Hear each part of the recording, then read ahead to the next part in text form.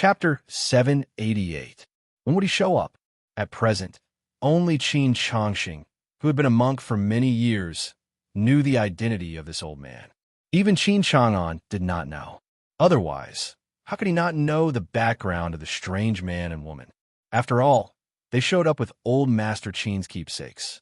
Qin Chang'an had only seen old Master Qin's keepsakes, but he never knew who the three keepsakes were.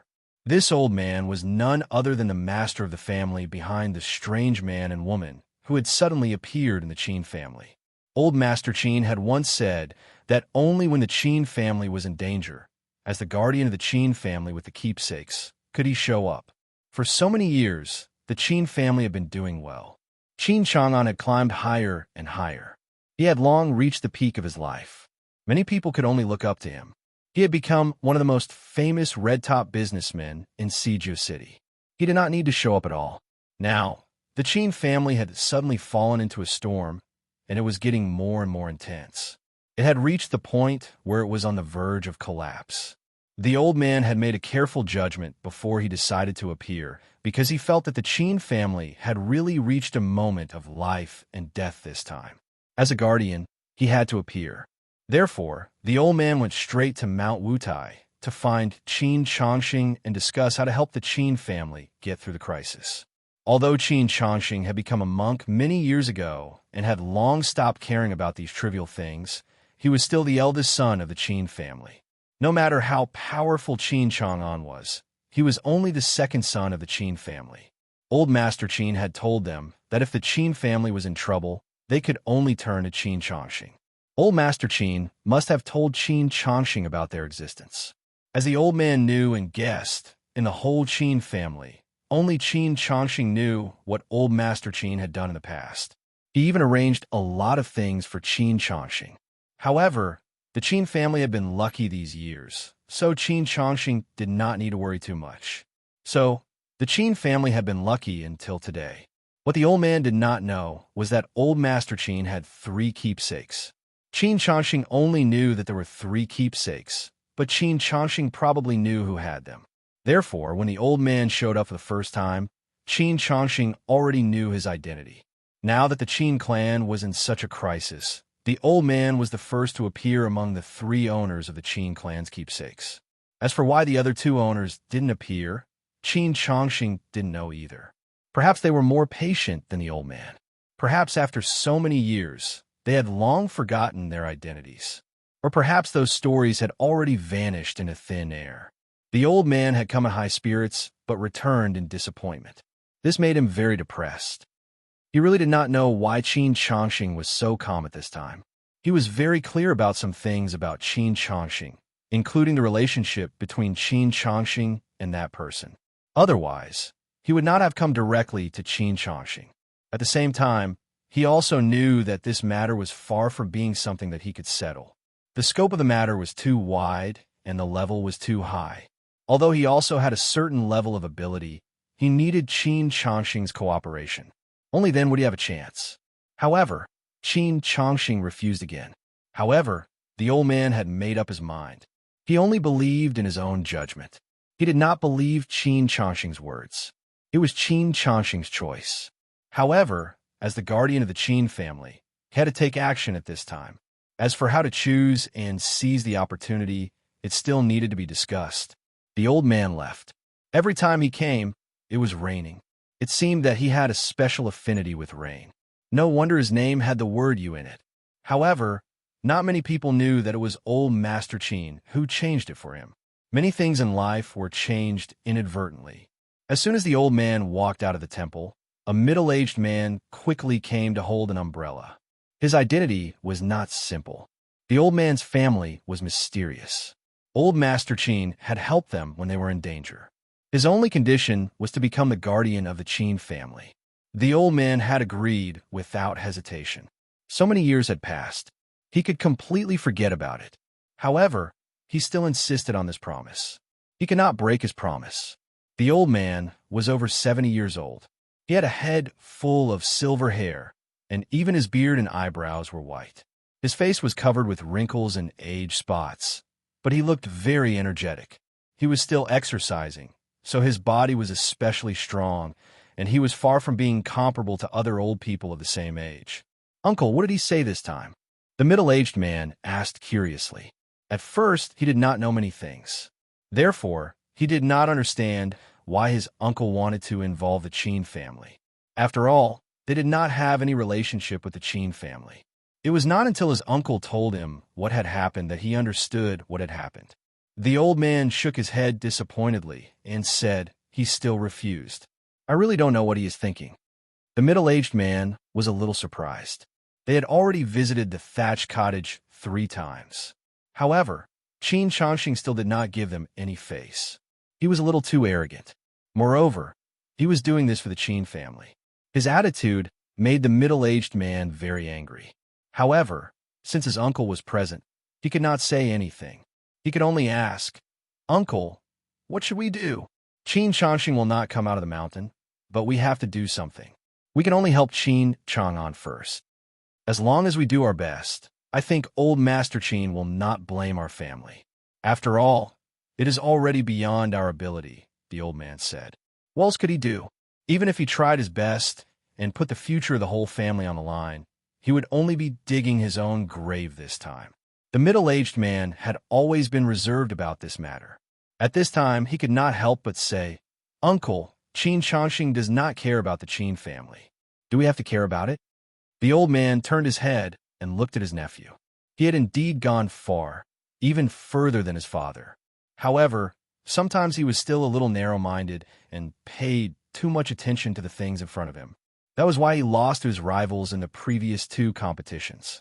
Otherwise, he would have been a ministerial leader long ago. Our family is based on honesty. If old Master Qin had not helped us and pointed out the direction of our family, do you think our family would still be so glorious today? The old man said politely. After all, his nephew was already a big leader. He could not reprimand him casually. He still had to save some face.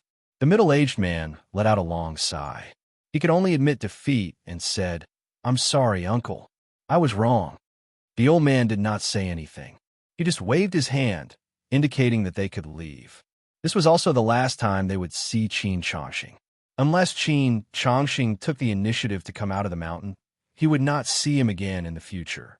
After the old man and the middle-aged man got in the car and left, the little monk, who was guarding at the entrance of the temple, grabbed a handful of melon seeds from somewhere. He ate them and complained, "Oh my God, they finally left. They're so annoying." It was already quiet outside. It was still raining. The raindrops flowed along the eaves and formed a curtain of beads. It looked very artistic. Anything that you seriously appreciated would have a different feeling. Qin Chang'an sat on the rattan chair and fell into deep thought. No one knew what he was thinking because he had been like this recently. At this time, the abbot of the temple came out. He looked at Qin Changxing, who looked calm on the outside and was in turmoil on the inside. He shook his head and sighed. He walked over slowly and said, "Junior brother, your state of mind has long been in chaos. Do you still not plan to go down the mountain?" Qin Changxing would not hide anything in front of his senior brother. He said bluntly, "Senior brother, I know. It's just that it's not time yet." The abbot said meaningfully, "Junior brother, since the day you became a monk, I knew that you did not belong here. You would leave sooner or later. Although it has been 20 years, I still firmly believe that because you carry karma. If you can't cut off the karma, you can't cut off the mortal world." Qin Changxing did not refute. Recently, he had also been thinking about these problems. Was it a wrong decision to become a monk back then? These years, he had indeed lived in peace. However, once he was disturbed, his heart was in chaos again. Moreover, in the field of Buddhism, he was indeed not as thorough as his senior brother. He would go down the mountain sooner or later, but he was not sure when. At this time, Qin Changxing suddenly thought of his daughter whom he had not met yet. What did she look like? Did she look more like her mother or him? At this time in Ningbo, Qin Sheng had already entered the downtown area and was heading to the old house of the Lin family. Last night, after confirming that they would return to Ningbo today, Lin Su had already called her family to inform them. It was estimated that they were all waiting for them at this moment.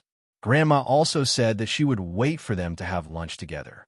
Qin Sheng knew that since what had happened last time, his father-in-law no longer cared about the affairs of the Lin family. All the affairs of the Lin family, big or small, were handed over to second Uncle Lin Changhe and Lin Su. Now, Lin Su was the biggest shareholder of the Lin family group and could be regarded as a real rich woman. Because of this, the attitude of the whole Lin family towards her had completely changed. Even Lin Zhe's biological mother was now polite to Lin Su, not to mention others. The only one who did not change was his father-in-law, which could be seen how stubborn he was. Although Qin Sheng wanted to keep a low profile, the current situation did not allow him to do so. Therefore, besides Chang Baji and Yang Dainyu, there were 6 other bodyguards on this trip. Altogether, there were 3 cars going to Ningbo. Qin Sheng did not say anything, and he understood their concerns. After a short while, the 3 cars drove into the manor of the Lin family. After all, a starving camel was still bigger than a horse. No matter how much the Lin family had declined in recent years, it was still a big family in Ningbo. Moreover, the Lin family was now rising again, which many people could feel. Moreover, many people knew the relationship between the Lin family and the Qin family. The 3 cars stopped at the gate of the main residence of the Lin family. This time, Qin Sheng's treatment could be said to be of high standard. Nobody had paid attention to him the previous 2 times. This time, the whole family had come out to wait for them. It was totally different.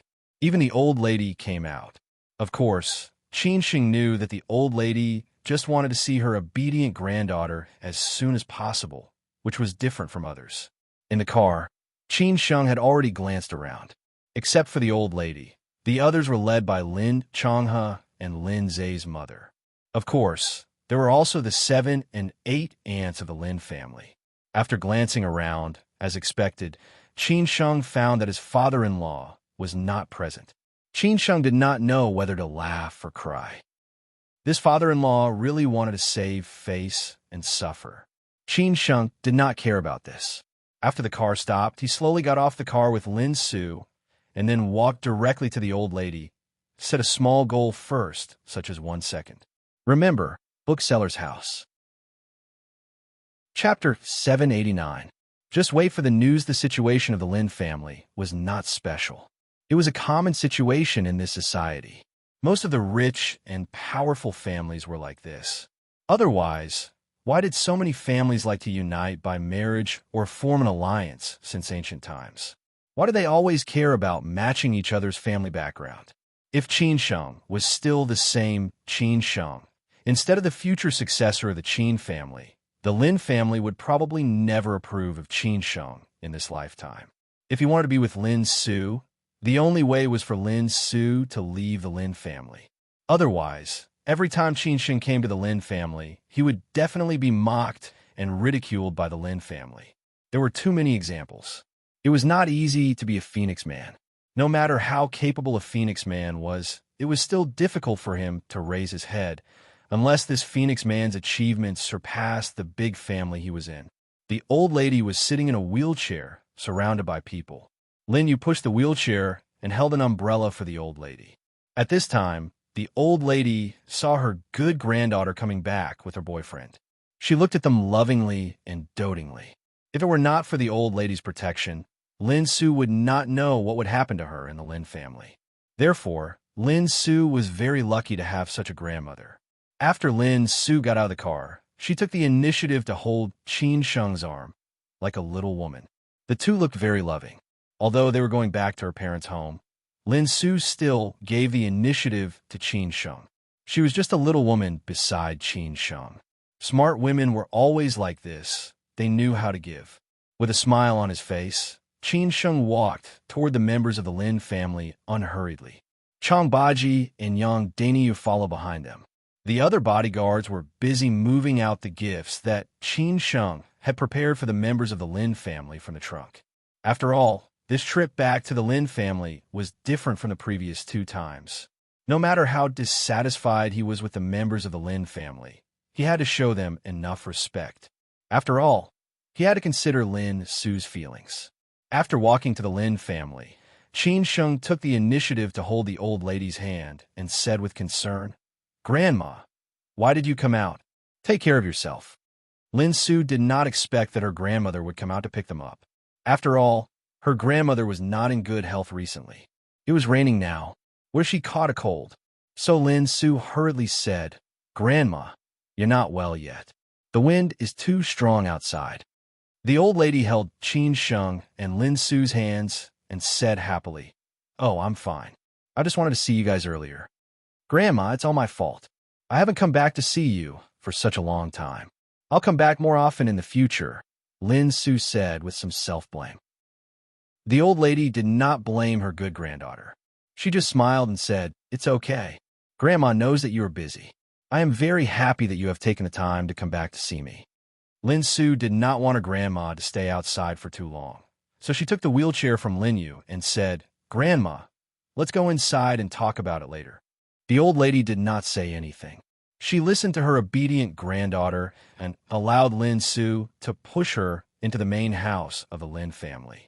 At this time, Lin Su was also greeting the other elders of the Lin family. She still knew how to say such polite words, otherwise the atmosphere would be a little too awkward. The other members of the Lin family responded politely. Some of them were more familiar with Lin Su and asked about her. Some of them were thick-skinned and took the initiative to get close to Lin Su, trying to ease the previous stiff relationship. After all, everyone knew that Lin Su was the most powerful person in the whole Lin family. If Lin Su did not want to, none of them, as the direct or collateral relatives, could get any benefits from the Lin family in the future, which was equivalent to directly cutting off their source of wealth. At this time, Qin Sheng also took the opportunity to greet these so-called relatives. Qin Sheng was very clear who was close to him and who was far away from him. He would be serious when he should be and perfunctory when he should be. Otherwise, it would be too tiring for him to be a man. In the end, Qin Sheng and Lin Changhe walked at the end of the line. In front of them were the women of the Lin family. Lin Su's uncle and her uncle followed them awkwardly.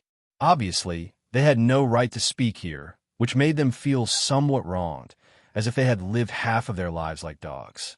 Qin Sheng said casually, Second uncle, I've been too busy to see you these days. Please don't take it to heart. Ha ha, your second uncle is not so stingy. You are a busy man now, I can understand. Lin Changhe said with a smile. Of course, he would not care about such a small thing. Moreover, he was also quite busy. Qin Sheng asked casually, How is the relocation of the headquarters going? The Lin family is a big taxpayer in Ningbo, so there should be a lot of resistance. I think there should be no problem in Shanghai. Big enterprises like you are welcome to move the headquarters to Shanghai. Lin Changhe walked slowly, intentionally following Qin Sheng's pace.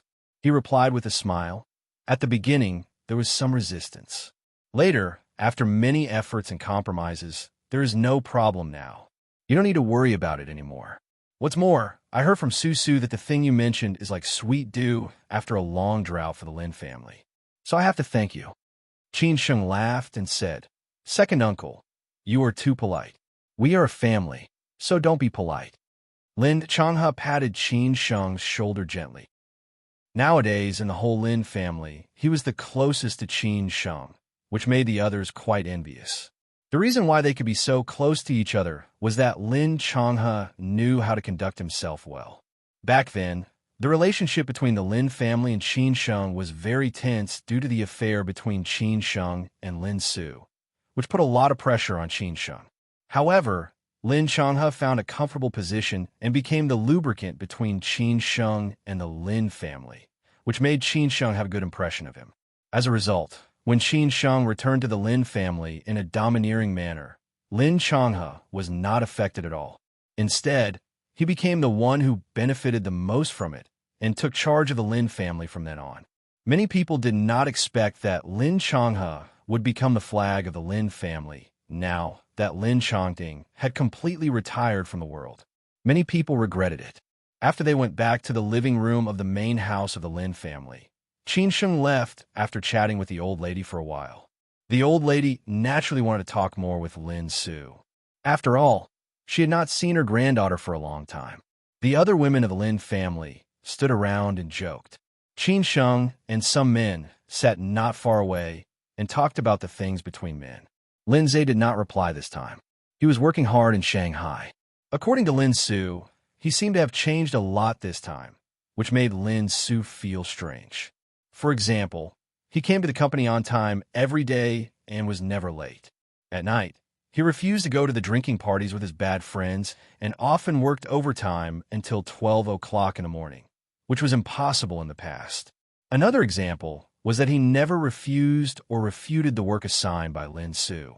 He just tried his best to finish it. There were many other details. It could be seen that Lin Zhe had really turned over a new leaf this time, which made Lin Su change her impression of this brother. She also talked to him more politely. Regarding this matter, Qin Sheng told Lin Su not to rush to a conclusion.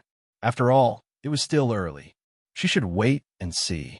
If he was just pretending, he would not last long. If he really wanted to change, he would stick to it. As long as Lin Zhe was willing to change, Qin Sheng and Lin Su would be willing to accept him again.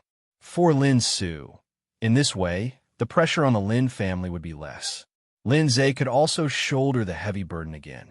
For Qin Sheng, he also wanted Lin Zhe to help Lin Su lighten the burden. At this time, Lin Su's uncle interrupted. Qin Sheng, when are you going to marry Su Su? We are all waiting for your wedding banquet. When this uncle was outside, he was usually treated as a distinguished guest by many friends.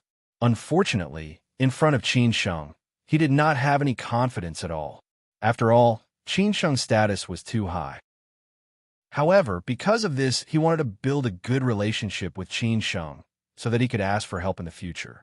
However, the moment he opened his mouth, it was an awkward conversation. He definitely did not know the current situation of the Qin family, so he asked in this way. Lin Chang's expression changed slightly. Although he was also eager to see Qin Sheng and Lin Su get married as soon as possible, so that the Lin family and the Qin family could be completely tied together, and there would not be any changes in the future, the current situation of the Qin family was not so good. Before the crisis was completely over, there would not be any concrete progress in the relationship between Qin Sheng and Lin Su in a short time. This was also the reason why Lin Changhe had never asked about this matter. Moreover, he believed that Qin Sheng had a sense of propriety, so he did not need to tell him about this matter. Therefore, Lin Changhe turned around and stared at his brother-in-law unhappily. After taking the helm, Lin Changhe was like Lin Changting, who did not allow other members of the Lin family to be presumptuous. Then he changed the topic and asked, "How is your work in Shanghai? When will you go back to Beijing? I heard that the Chang'an school is doing something big now." Qin Sheng was not angry. He smiled at the uncle, who could understand what he was asking about. He continued to answer, "I don't know. According to my old man's arrangement, I may go back soon or after the matter in Shanghai is over." Of course, Qin Sheng would not tell some things to Lin Changhe. It was enough for him to know it in his heart. After they talked for half an hour in the living room, the lunch of the Lin family was ready. Then they moved to the dining room. Qin Sheng and Lin Su sat on the left and right sides of the old lady, talking and laughing with the members of the Lin family. Outsiders might think that they were very harmonious, but only the authorities knew what was going on. In Shanghai, Yin Chaozong had already known that Qin Sheng was going to Ningbo. After all, he had been watching Qin Sheng's movements all the time.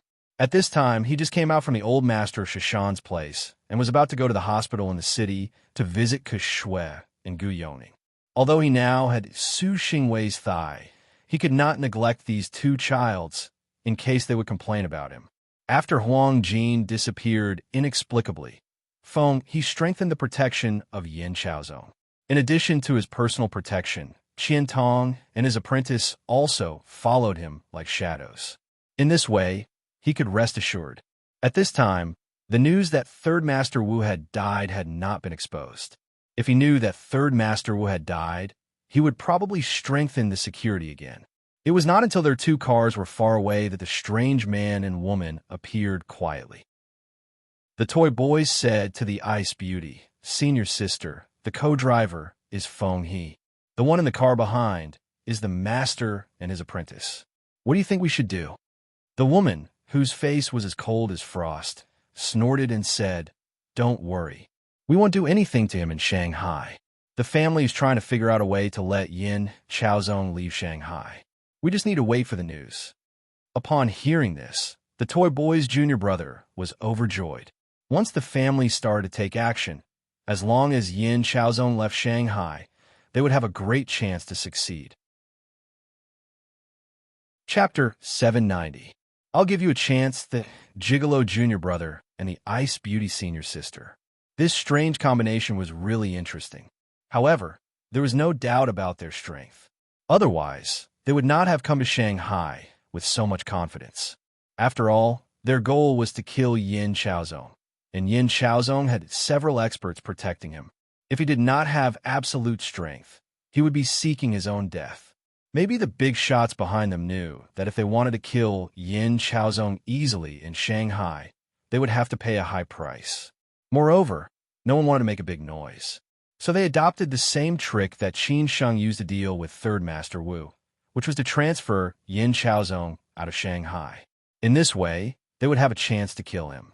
After Yin Chaozong left Shishan, this pair of weird senior sister and junior brother did not continue to follow him. They would not keep an eye on Yin Chaozong 24/7, which would be too tiring and ineffective. Moreover, their whereabouts would be easily exposed. Now they only needed to figure out who was protecting Yin Chaozong and then show up when it was time to take action. On the way to the downtown hospital, Feng He, who was sitting in the passenger seat, took the initiative to ask, "Young master, Qin Sheng has gone to Ningbo. It's a rare opportunity. Are we really not going to take action?"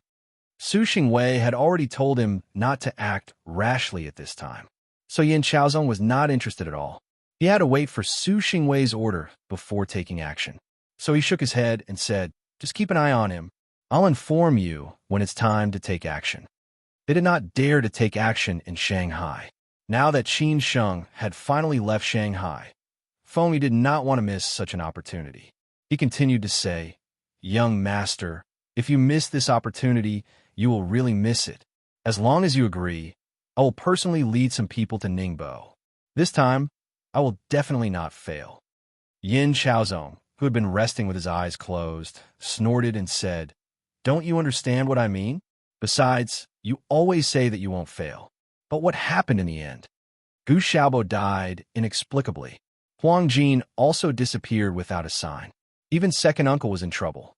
Now Yin Chaozong seriously doubted Feng He's ability, so he rebuked him impolitely. Feng He had no choice but to nod and say, "Sorry, young master. I was wrong." Yin Chaozong did not say anything. If Feng He still disappointed him, he would give up on Feng He and put Hulan, the trusted subordinate of his second uncle, in an important position. After all, it was useless to say anything. In the old house of the Wu family in Haining, the news of Third Master Wu's death had been kept under wraps. After Luo Changgong and Wu Yongchuan formed an alliance, they had been extremely busy these 2 days. Because once the news of Third Master Wu's death was exposed, the other foster sons would definitely fight for the right at the first time. Therefore, they had to be fully prepared. Wu Yongchuan had been in such a state in the past 2 days. His foster father, who had suppressed him for many years, finally died. However, Third Master Wu did not feel sad at all. On the contrary, he was overjoyed. In addition, Luo Changgong and Yang Ding did not suspect him, which made him feel somewhat incredulous. Logically speaking, it should not have happened. The final explanation was that Luo Changgong had been focusing on how to fight for power and did not investigate the cause of Third Master Wu's death at all. This was exactly what he wanted.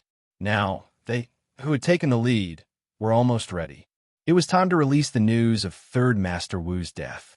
Otherwise, if it took too long, others would suspect it.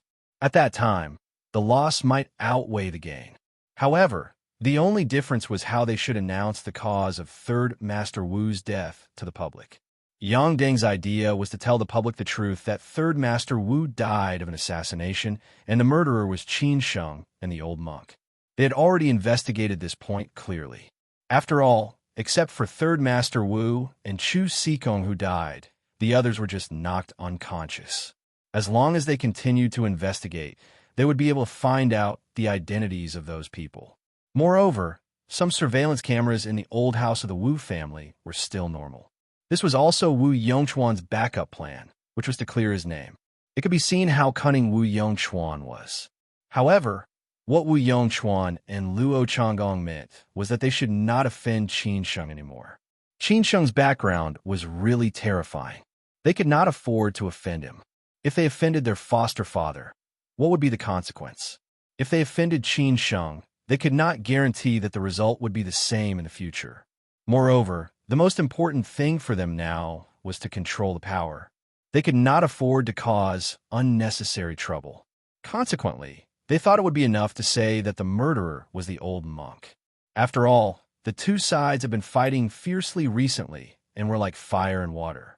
If their foster father suddenly died in the hands of the old monk, it could be explained. Why do they say this? In fact, Wu Yongchuan had discussed this with Qin Sheng. Of course, Qin Sheng was not willing to get involved in these trivial matters. The old monk was also willing to be the scapegoat. Consequently, they reached an agreement. In the end, Luo Changgong did not have any objection and completely agreed with Wu Yongchuan's suggestion. Only Yang Deng disagreed and swore to avenge his foster father. Consequently, Luo Changgong and Wu Yongchuan had a compromise. They could let Yang Deng avenge his foster father, but they did not care about the overall situation. Only because of this matter, Yang Deng, Luo Changgong, and Wu Yongchuan almost broke up. In the end, they left Haining in anger and went straight to Shanghai to make trouble for Qin Sheng. By then, Qin Sheng had already arrived in Ningbo. In this way, at noon on the second day after Third Master Wu's death, everyone got to know the news, which shocked the Yangtze River Delta in an instant. Third Master Wu, the legendary figure who had dominated the Yangtze River Delta for many years, died suddenly. Everyone felt it was too unexpected and shocking. They all inquired about the credibility of this news one after another.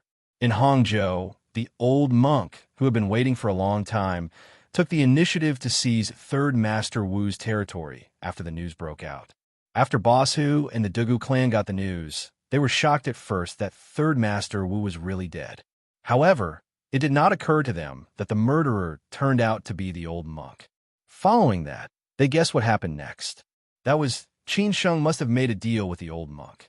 In this way, it also explained why the old monk had been fighting with Third Master Wu recently. Finally, the truth came to light. However, after coming to their senses, Boss Hu and the Dugu clan participated in this feast without any hesitation. How could they miss such a rare opportunity? In addition, other forces also started to get restless. Consequently, before Third Master Wu's adopted sons started to fight with each other, they had to face these strong enemies first. In Shanghai, after Yin Chaozong got the news that Third Master Wu had died suddenly, he came to his senses after a long time. He looked at Feng He, who had reported the news to him. He frowned and asked, "Is the news true? How could Feng He fabricate such an explosive news?" When he got the news, he was also dumbfounded and could not believe it. Consequently, he said truthfully, "Young master, I have made a phone call to confirm in person. It is absolutely true. Third Master Wu is really dead." Yin Chaozong could not help but squint. He muttered to himself, "Is the old monk really the murderer?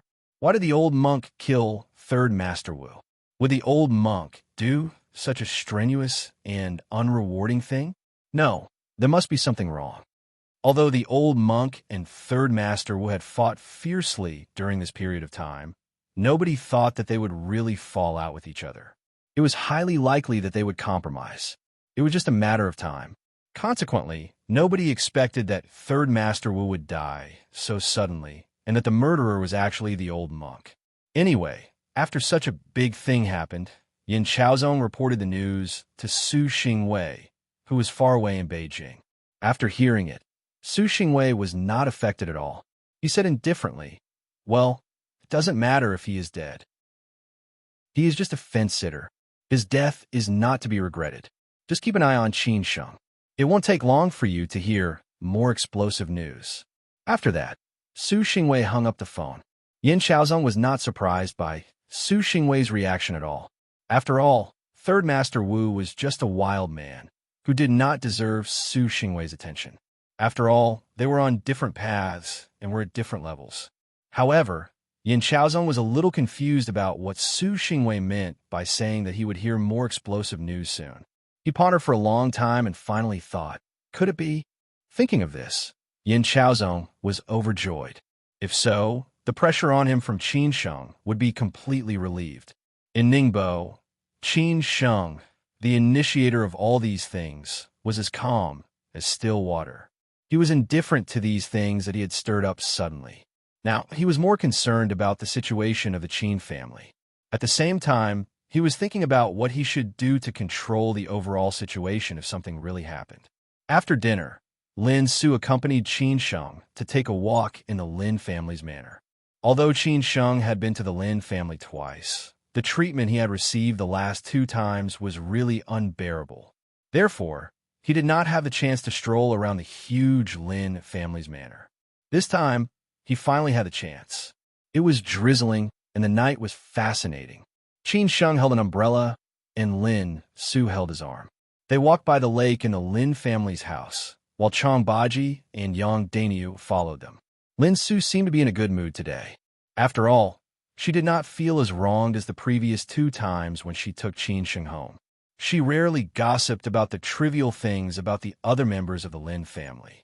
Qin Sheng listened with interest. They would only stay in Ningbo for 1 night this time, but they would go back to Shanghai tomorrow afternoon. Lin Su would take Qin Sheng to pay respects to her mother tomorrow morning, which was also something she had been thinking about for a long time. If Qin Sheng had not been too busy these days, he might have come back long ago. She wanted to tell her mother that she was living well now and that she did not need to worry anymore, because her mother must have been worried about her these years. This time, she could finally be completely relieved. A few minutes later, Lin Su took Qin Sheng to the mountain behind the Lin family's house. The whole half of the mountain belonged to the Lin family's manor. It could be seen that the rich Lin family was quite influential in Ningbo. When they were about to go up the mountain, Qin Sheng met an expected man, but he did not expect that he would come so fast. This man was Yang Deng, who had rushed from Haining to Shanghai and then from Shanghai to Ningbo. He only had one purpose, that was to avenge Third Master Wu. When Yang Deng appeared, Chang Baji and Yang Dainyu were on guard. They did not expect that Yang Deng would come so fast. He rushed in front of Qin Sheng and Lin Su in an instant, leaving no chance for Yang Deng. As long as Qin Sheng asked them, they would take Yang Deng down without hesitation, because in their eyes, Yang Deng was definitely not a match for them. However, the relationship between Yang Deng and Qin Sheng was a little complicated, so they would not take action easily. It depended on how Qin Sheng would deal with it. At this time, after thinking for a long time, Qin Sheng waved his hand and asked Chang Baji and Yang Dainyu to step back. At the same time, he nodded to Lin Su, indicating that she did not need to worry and that he would deal with it well. After saying that, Qin Sheng took 2 steps forward slowly. He looked straight at Yang Deng, whose clothes had been soaked by the rain, and looked embarrassed, and said, "Do you want to kill me?" On the other side, Yang Deng, who looked haggard, did not say anything. However, his eyes were full of murderous intent. He stared at Qin Sheng. Obviously, he had already given his answer. Qin Sheng smiled gently. He looked at Yang Deng and let out a long sigh. "Then I will give you a chance." Chapter 791. A duel among Third Master Wu's foster sons. Yang Deng's character was the most special. In other words, Yang Deng was the simplest. He had never been involved in the intrigues of other foster sons of Third Master Wu. He would stay close to those he liked and stay away from those he didn't. Of course, he still kept his face. To be honest, Wu Yongchuan had done Yang Deng a favor and took special care of him. So Yang Deng recognized him and respected him. If it were Wu Yongchuan later, Yang Deng might not like him very much. As for Luo Changgong, Yang Deng really liked this big brother. He was not as mercenary as others. He had his own principles and bottom line. So Yang Deng was willing to be close to him. But this time, after his adoptive father was assassinated, their attitudes really disappointed and shocked Yang Deng. He never thought that his two favorite brothers would not think about how to avenge his adoptive father, but how to fight for power. How could they face his adoptive father? Without their foster father, would they be where they were today? Didn't their conscience hurt? As a result, in the end, Yang Dingdu committed suicide and went to Ningbo to avenge Third Master Wu. It was really a pity. Nobody knew how Third Master Wu would feel if he knew in heaven. Would he think that Yang Dangdu was such a failure? At this moment, Qin Sheng was not surprised that Yang Dang would come here at all. No matter who the murderer was, as long as Yang Dang knew who the murderer was, he would definitely take revenge for Third Master Wu. At that time, Yang Dang was willing to betray Third Master Wu for the sake of him, his brother. Now, Yang Dang would kill him for the sake of taking revenge for Third Master Wu.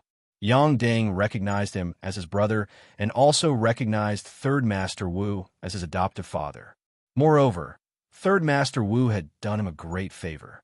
Yang Dang was clear about everything and would not entangle himself in anything. This was also the reason why Yang Dang recognized him as his brother. Maybe this was what Third Master Wu appreciated about Yang Dang. He was everyone at the beginning, but many people changed as time went by. As long as he did not forget his original intention, Lin Su had already recognized Yang Dang. Lin Su had recognized Yang Dang. They had met in Hangzhou before. She also knew that Yang Dang was Third Master Wu's man. She also knew what had happened afterward. However, she did not know that Yang Dang had already killed Third Master Wu. She did not know why Yang Dang suddenly appeared here. However, anyone could feel Yang Dang's killing intent. Lin Su looked at Qin Sheng worriedly.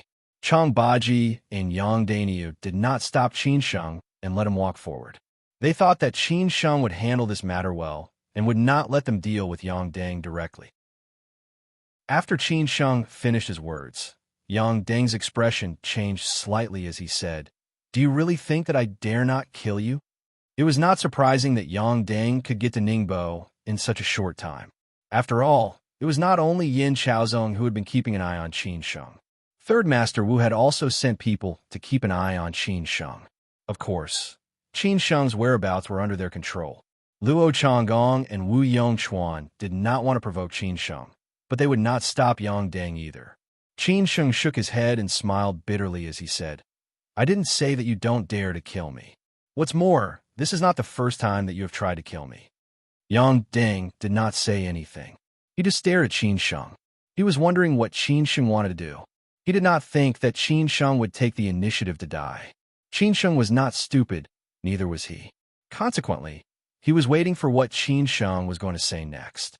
Qin Sheng continued to walk forward slowly. He was not worried about Yang Dang at all.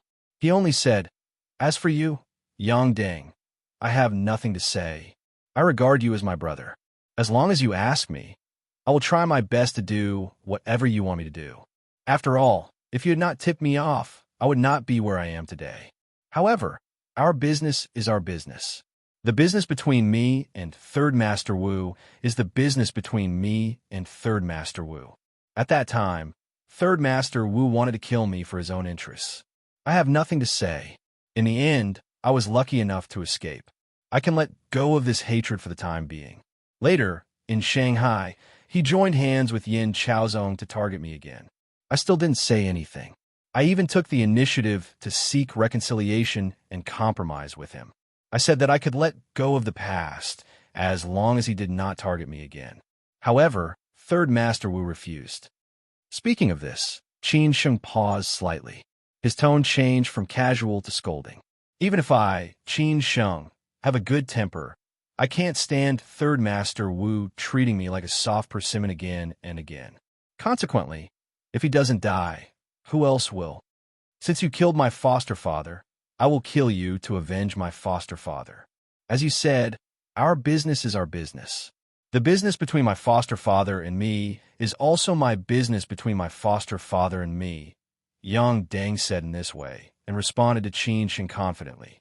Qin Sheng said disapprovingly, "Even though I, Qin Sheng, owe you a favor, I will not stand still and wait for you to kill me. Then, I will return the favor I owe you. After all, I have my own life. If I die, what about those who care about me?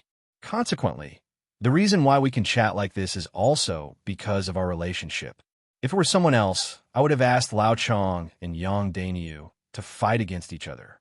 How could I be so long-winded? Do you think you were a match for Lao Chong and Daniu? Yang Deng could not figure out Qin Sheng's intention. Moreover, he was not the kind of person who would beat around the bush. Consequently, he said straightforwardly, Qin Sheng, just say what you want to say. We haven't seen each other for a long time. Why are you so long-winded? This time, Qin Sheng did not beat around the bush. He said honestly, I regard you as my brother. However, since you want to kill me now, I owe you a favor. This account is too complicated. Consequently, let's settle it today. It's very simple.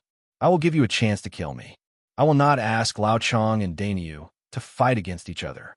You and I will fight against each other directly. If you can kill me, then you are very capable. I, Qin Sheng, will have no complaints. However, if you can't kill me, we will settle the scores in the future.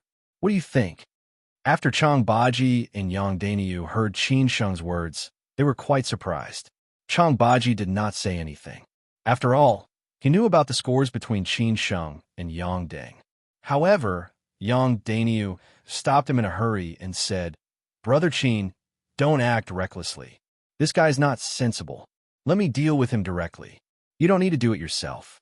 Qin Sheng looked back at Yang Daniu, who had already approached him, and said, Daniu, you don't have to care about this today.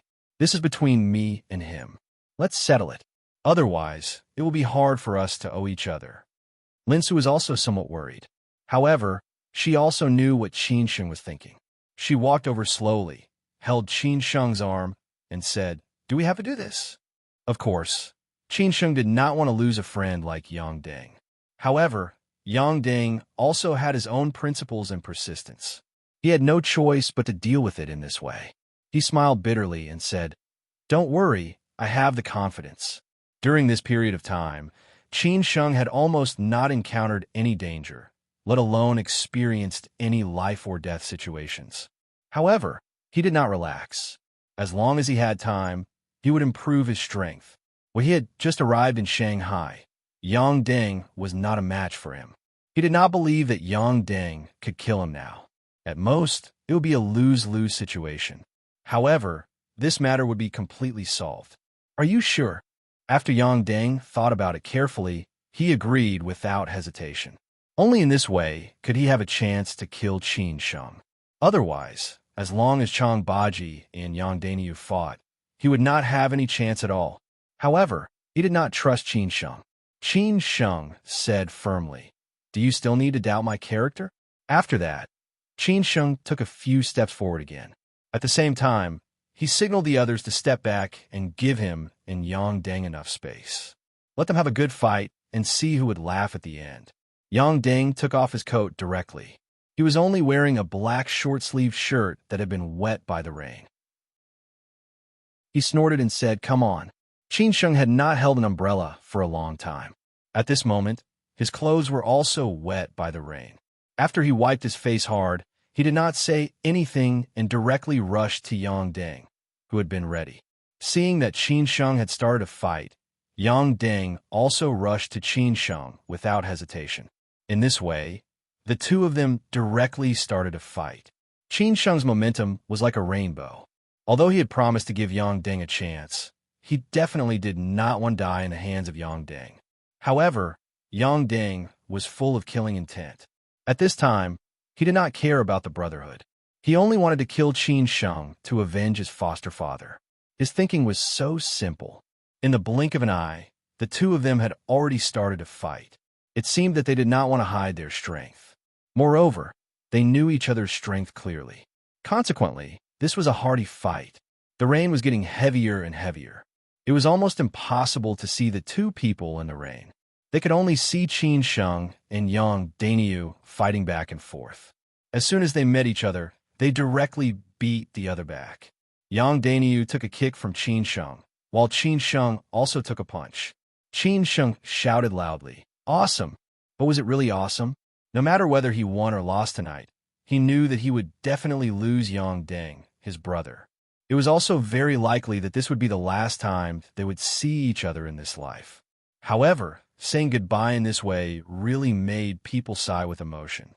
If he won, he naturally would not kill Yang Deng. After all, Yang Deng was still his brother. However, Yang Deng definitely would not see him in the future. Then they said goodbye and would not meet each other again. Consequently, Qin Sheng felt somewhat wronged in his heart. He could only vent in this way. In Shanghai, Yin Chaozong still had not come to his senses from the news of Third Master Wu's death. He was somewhat in disbelief. Third Master Wu, who had been all-powerful for many years, died in this way. Probably no one had expected this. No matter who the murderer was, be it the old monk or Qin Sheng, were they not afraid of the counterattack of the force behind Third Master Wu? After all, Third Master Wu had been in Zhujiang for so many years. His relationship network was deep-rooted and complicated. After all, Zhujiang could be said to be thriving in recent years. However, Yin Chaozong did not have time to think about this. The old master asked him to go to another place to personally congratulate a senior from an aristocratic family who was on good terms with the Yin family. Originally, second uncle Yin should have been the one to go. However, second uncle Yin was still recuperating in a hospital. As the person in charge of the Yin family now, only Yin Chaozong could go. Moreover, it was just an ordinary matter. Nobody would think too much about it. However, the Yin family did not expect that the behind-the-scenes of this matter was not that simple. The old man who had personally visited Qin Chongqing several times had personally planned this situation this time. This was because he was the person who Qin Chang'an had personally asked to kill. Consequently, when Yin Chaozong left for Fujin to travel to Immortals, that pair of weird senior sister and junior brother also set off. Chapter 792. So be it. Qin Sheng was cleaning up the mess in Ningbo. Since Yang Deng had come to him, he could not avoid him or let Chang Baji and Yang Dainyu solve the problem with violence. Since he had recognized Yang Deng as his friend, he would not run away. He just had to face it calmly. Yin Chaozong finally left Shanghai and set off for Fujin to celebrate his birthday. What he did not know was that this would be the end of his life. From then on, he would never have the chance to go back to Shanghai. What was more unexpected was that it was not Qin Sheng, but the guardian of the Qin family. In a courtyard house in an alley in Beijing, two men were sitting in the yard, enjoying the cool breeze and drinking wine. The weather in Beijing these days was very good. The blue sky and white clouds were very pleasant. At night, the cool breeze was blowing gently. Maybe it was not midsummer yet, but it was not stuffy at all. The wine was ordinary Nulingshan Erguo II, one of the two kinds of wine that old Beijingers liked. The other kind was naturally Maotai. There was no big fish or meat on the table, only 2 plates of peanuts and salted vegetables. The two men, who were 20 years apart in age, did not talk much. Occasionally, they would say a few words, and then they would fall into silence. These two men were none other than the 6th uncle, who was over 60 years old, but was still struggling. The other one was the middle-aged man named Ziyuan, who had accompanied him to the Forbidden City Museum for half a day. Both of them were busy people. Since they could sit together, they did not talk about the old days. They only talked about one thing, and that was Qin Chang'an's ending. After the 6th uncle drank a mouthful of ergotu, he could not help but mutter, "It should not be. There is still no news after so long. Did Qin Chang'an really get away with it? Or did some big shot come out to protect him? 6th uncle, it is impossible. It has already come to this. Who will come out to protect him?" The man named Ziyuan said disapprovingly. Then he looked down at his phone, as if he did not care about this matter. The 6th uncle was more or less anxious. He had already fallen out with Qin Chang'an since he had come this far. It was impossible for the two of them to go back to the way they used to be, no matter in the Chang'an system or in private. Therefore, if Qin Chang'an did not fall, all the efforts he had made during this period would be in vain, and he would also offend many powerful forces. Ziyuan, you said that the person will give you the news today. Is it reliable? 6th uncle asked, still feeling a little worried. This time, the stakes were a little too high. If they were not careful, they might even lose their lives. This was not only a gamble with Qin Chang'an, but also with some big shots behind them. Even Sixth Master was afraid of those big shots. What kind of level could they get? If he asked himself honestly, Godfather Liu didn't want to gamble. However, he had no choice but to gamble. If he didn't gamble, he might lose even more miserably. If he gambled, he might still have a chance of survival. This was something that Godfather Liu could see further than others. Zhe Yuan ate a few peanuts and said calmly, "If his position is not reliable, then I really don't know who is reliable. Let's wait for the news. I still say the same thing. We can't pass the test." After hearing this, Godfather Liu was a little relieved. He didn't know why, but the closer he was to the result, the more worried he was about accidents. However, at the beginning, Godfather Liu firmly believed that Qin Chang'an would not pass the test easily and would definitely fall in this war without gunpowder. Half an hour later, Zhe Yuan's mobile phone on the table began to buzz. His mobile phone kept vibrating. Perhaps he was afraid of the phone. Sixth Uncle and Zhe Yuan's expressions changed almost at the same time. Zhe Yuan lowered his head and glanced at the phone to see who was calling. Sixth Uncle asked anxiously, "Is it that person?" Zhe Yuan had already confirmed the identity. He looked at Sixth Uncle and nodded silently. "It's him." Sixth Uncle took the initiative to stand up and said with a smile, "You answer it. I'm going to the toilet. I'll wait for your good news." After Sixth Uncle got up and left happily, Zhe Yuan picked up the phone unhurriedly. A man with a deep voice on the other side of the phone said unhurriedly, "The dust has settled." Hearing these words, Zhe Yuan knew what the final result would be. He smiled and said, "Thank you. I'll treat you to stew some other day." The man on the other side didn't say anything and directly hung up the phone. After all, it was already against the rules to make this phone call, so he didn't say any nonsense. He believed that the man on the other side of the phone could also guess that they were all waiting for the result. So he just did him a favor. Zhe Yuan hung up the phone and finally revealed a smile. However, he didn't know why he was not as happy as he had imagined. Instead, he was a little disappointed. Could it be an ominous premonition? Therefore, Zhe Yuan fell in a deep thought and began to deduce whether there was a problem or not. At this time, Sixth Uncle had already returned from the toilet. Seeing Zhe Yuan frowning and in a daze, he instantly felt a little uneasy. He asked in a low voice, "How is it?" It was not until then that Zhe Yuan came to his senses and returned to his previous appearance. He smiled and said he lost. After hearing this, Sixth Uncle finally let out a long sigh of relief. The plot that had lasted for 2 years finally had a real result today. He didn't know why, but he really wanted to see Qin Chang'an, who used to be so dazzling, become a prisoner. However, this idea just flashed in his mind. Next, the most important thing was how to get through the crisis and then share the big cake. After Sixth Uncle sat down again, he took the initiative to pour wine for them and said, "Happy cooperation." In fact, Qin Chang'an had already known this result 2 days ago. However, Sixth Uncle, who seemed to have a stronger background, only found out today. It seemed that the big shot behind Qin Chang'an was more powerful, so he had known the result long ago. In fact, this was not the case. If Sixth Uncle wanted to know, he could also know. However, at this time, he couldn't show up. If he said one more word or did one more thing, he might cause those people to be disgusted. Therefore, Sixth Uncle was very careful. In Ningbo, the rain was getting heavier and heavier. A few muffled thunders suddenly exploded in the night sky, as if it meant something. In the rainy night, Qin Sheng and Yang Deng were fighting more and more fiercely. Lin Su and the others, who were watching the fight in the distance, were quite concerned. At least from the current situation, there was actually not much difference between their strength. Therefore, after such a long time, they could only say that there was a winner and a loser. Lin Su had already informed the head butler of the Lin family to prohibit anyone from going to the back mountain. Chang Baji had also asked several bodyguards to block the way to the back mountain.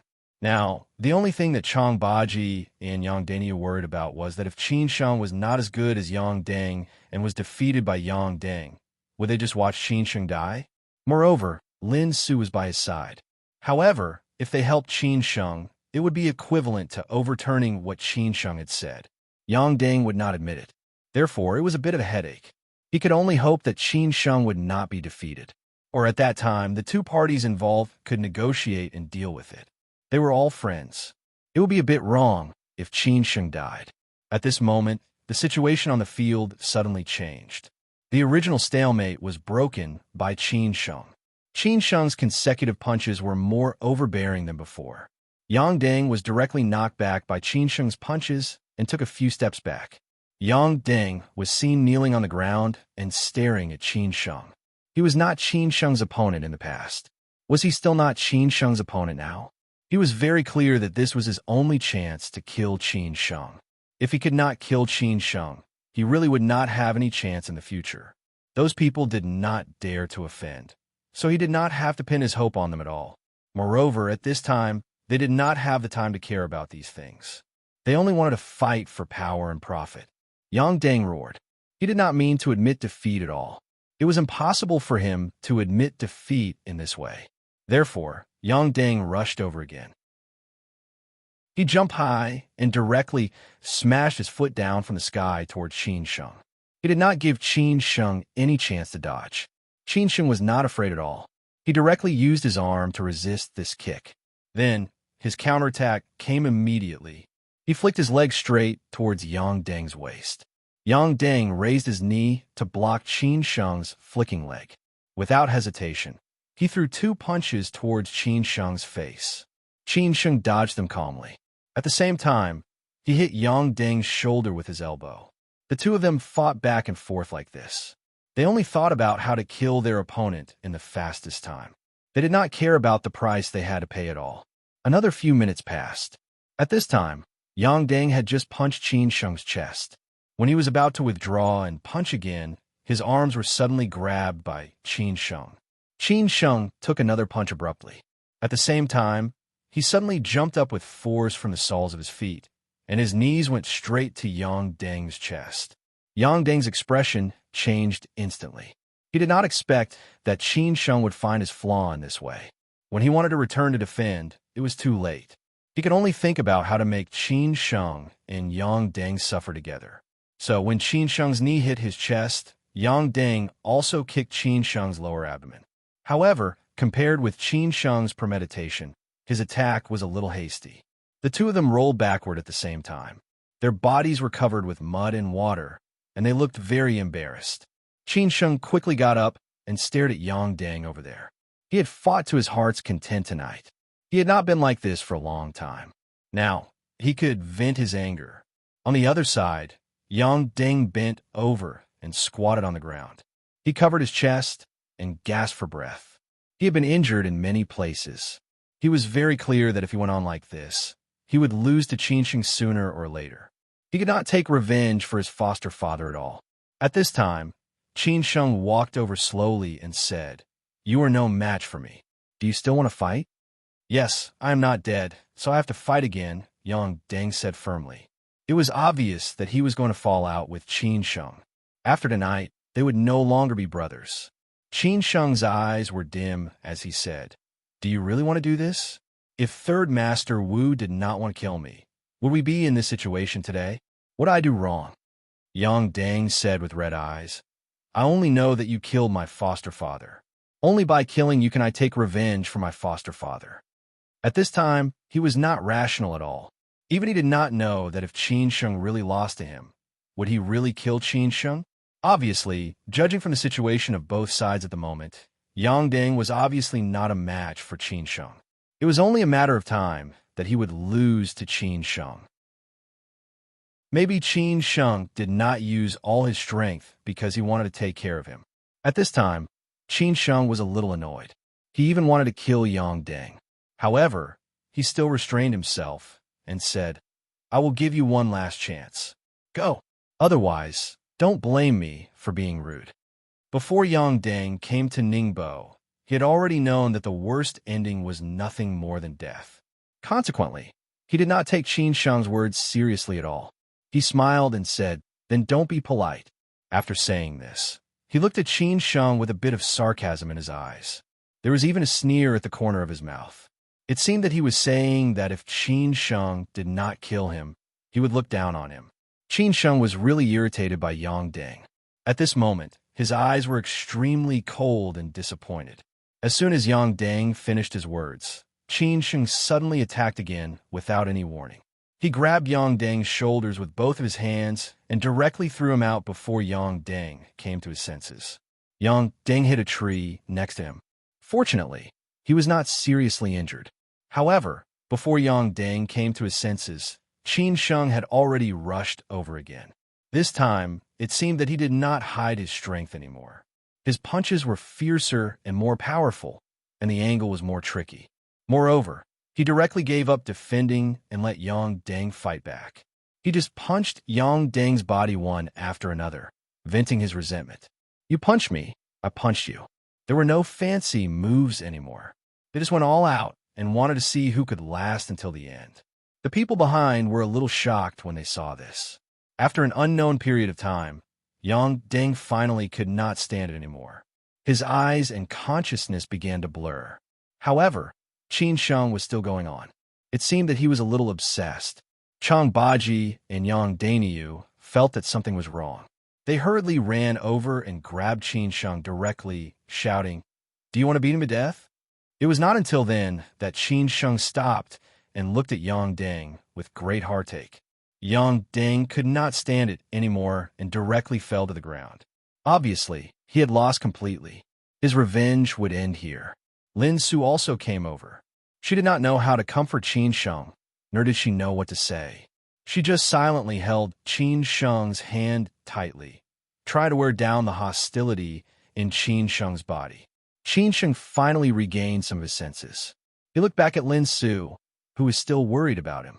His eyes were full of apology. Then he looked at Yang Deng, who had fallen to the ground. The look in his eyes became even more complicated. He did not know what to say, so he just let it be. Therefore, Qin Sheng did not say anything. He directly held Lin Su's hand, turned around, and left. Not long after, they disappeared into the rainy night. Chapter 793. By hook or by crook, the fight between Qin Sheng and Yang Deng, which was destined to be a lose-lose battle, finally came to an end. The process was not very exciting, but the ending made people sigh with emotion. In the end, Yang Deng was defeated by Qin Sheng, just like the first time he went to Shanghai to kill Qin Sheng. In the end, he still failed to avenge Third Master Wu. Today, no matter who won or lost, they would not satisfy each other. Even if Yang Deng won, he would not really kill Qin Sheng. But if Qin Sheng won, he would definitely lose Yang Deng as a friend. Hence, this was a wrong start. Qin Sheng left with Lin Su somewhat dejectedly. Yang Deng was still lying on the ground. Qin Sheng felt very uncomfortable. Perhaps this was the world of adults. There were many things that you had to face even if you did not want to. Everyone had different standpoints and thoughts, so the decisions they made were different. Even if you could understand them, so what? After Qin Sheng left, Yang Dainiu led his men to catch up with him quickly, fearing that Yang Deng might have other backup plans. It was better to be safe than sorry. Chang Baji was not in a hurry to leave. He walked slowly toward Yang Deng, who was still lying on the ground. The rainwater had washed away the bloodstains and muddy water on Yang Deng's face. However, he was already soaked from head to toe, and his physical strength was somewhat exhausted. Chang Baji let out a long sigh and said, "Yang Deng, why did you do this? Do you really want to avenge Third Master Wu? Or do you want to end things with Qin Sheng? Or do you just want to do this for yourself?" Yang Deng gasped for breath and struggled to get up, but he couldn't. He didn't know what to say, and he didn't know why. To avenge his adoptive father? To end things with Qin Sheng? Or was it so that he could have a clear conscience? Perhaps all of these points were present. Chang Baji shook his head and said, "No matter what you did it for, this thing has come to an end. You know very well that you can't take revenge for Third Master Wu. You came to Qin Sheng because you know that Qin Sheng won't kill you. If it were someone else, would you get the same treatment if you tried? Actually, I also know that no matter what the outcome is, you will come. If it were me, I would also come. Many things have to have an outcome. Now the result was out. Third Master Wu was dead, and Qin Sheng, his friend, was gone. Was this the result you wanted? Well, you who are stuck in the middle are the most uncomfortable. Maybe you have already thought of this result. Chang Baji continued. He analyzed Yang Deng's mind very clearly. He was just so straightforward. Yang Deng still did not speak. It was unknown whether he could not speak or he did not want to speak. No matter what, Yang Deng and Qin Sheng used to be friends. Yang Deng had also saved Qin Sheng. Qin Sheng was just a bit disappointed just now. Deep down, he definitely did not want to lose this friend. However, Yang Deng was destined not to be friends with Qin Sheng anymore. Deep down, he still had to be responsible for Third Master Wu. Compared with the friendship between him and Qin Sheng, he was more indebted to Third Master Wu. In the end, Chang Baji said, Yang Deng, let's go. Don't seek your own death in the future. This kind of thing will only happen once. I may be the one facing you next time. At that time, I won't be soft-hearted. Well, if one day you're willing to let go of the past, I think Qin Sheng will still recognize you as a friend. After saying the last sentence, Chang Baji turned around and left. Although he knew that Yang Deng was seriously injured, it was not to the extent that he could not walk out of the Lin family's manor. Maybe Yang Deng also needed some time to calm down. After all, what happened in the past few days had a great impact on him. When Qin Sheng returned to the main house of the Lin family, Lin Chongting had not come back yet.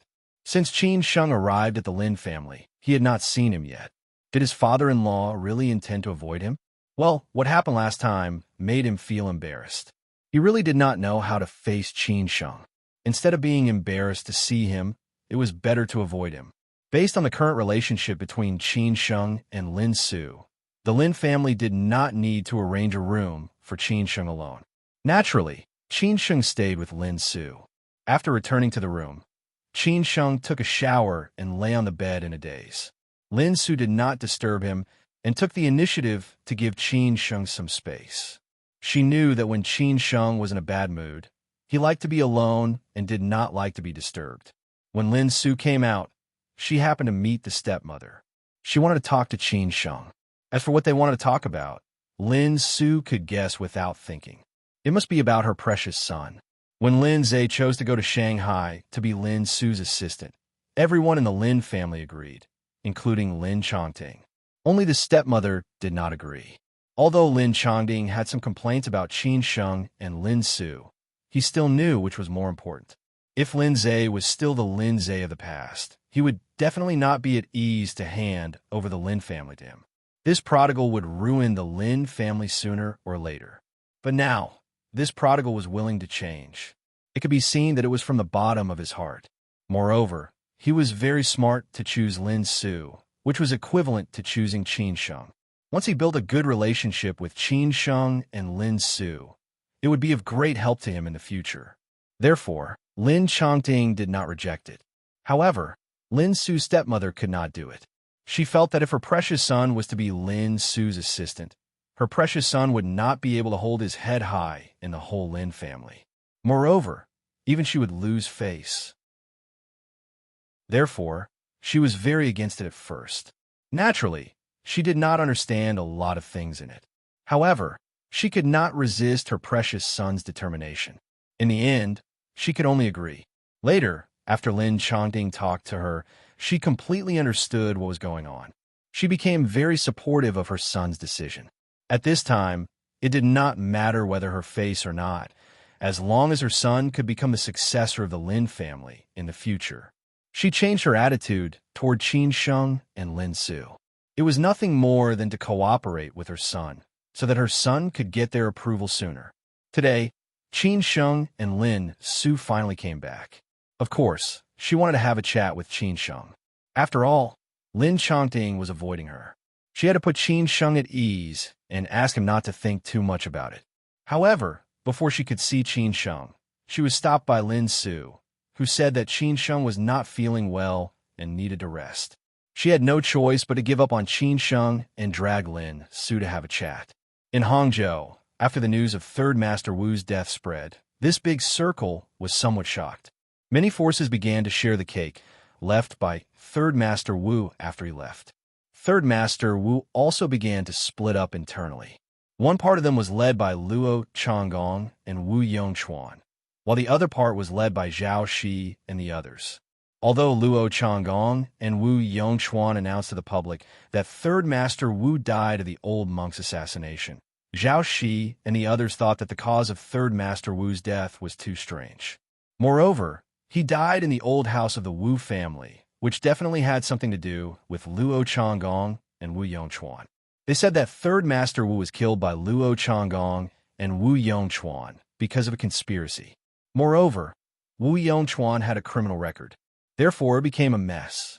In Shanghai, although Third Master Wu's death shocked many people, the focus here was not on Third Master Wu. Instead, it was on Qin Sheng and the Qin family.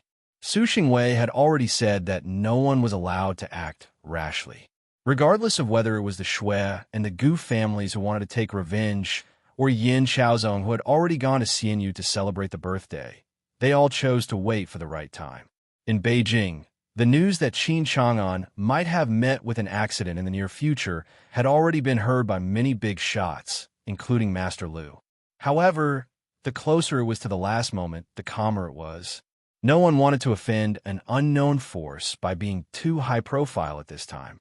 After all, the lake in Beijing was really bottomless. No one could guarantee that they would fail here. Therefore, they could only wait for the news quietly.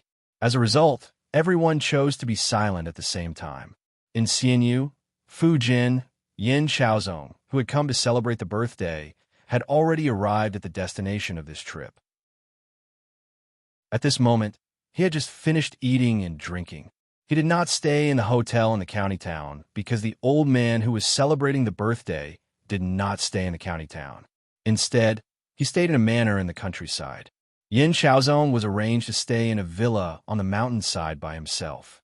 The housekeeper who was in charge of them said that it was because young Master Yan's identity was more distinguished. The old master was also afraid that others would disturb him. Xianyu was just a small county town that was under the jurisdiction of Putian City. Needless to say, Putian's reputation was relatively well known throughout the country. However, it had a mixed reputation, especially the so-called Putian medical system, which was even more criticized.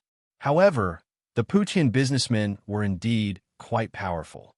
There were many big shots in various industries, and it was also well known that the Putian medical system was especially close to outsiders. Compared to Putian, a small county town like Xianyu might not have many people who knew about it. However, if one were to talk about red sandalwood, yellow rosewood, and so on, one would have to mention Xianyu. This was because Xianyu was known as the hometown of China's folk art. It was said that all the red sandalwood, yellow rosewood, and other furniture and handicrafts in China were monopolized by Xianyu. A few years ago, when these things were being hyped up, it was said that many inconspicuous ordinary people in Xianyu had treasures worth tens of millions or even hundreds of millions. These things formed a complete industrial chain in Xianyu. So in this circle, Xianyu was very famous. There were many rich people in Xianyu, but this old man was indeed a leader. Not to mention Xianyu or Putian, he was very influential even in the entire Fujian's business world. It was unknown how many big shots in the business world were brought up by this old man, and many of them were now worth tens of billions. This showed how powerful this old man was. Otherwise, how could the Yin family send Yin Xiaozong to celebrate the birthday? Moreover, it was second Uncle Yin who was supposed to come to celebrate the birthday. However, the old man was very low-key. Except for those real big shots, there were not many people who knew him now.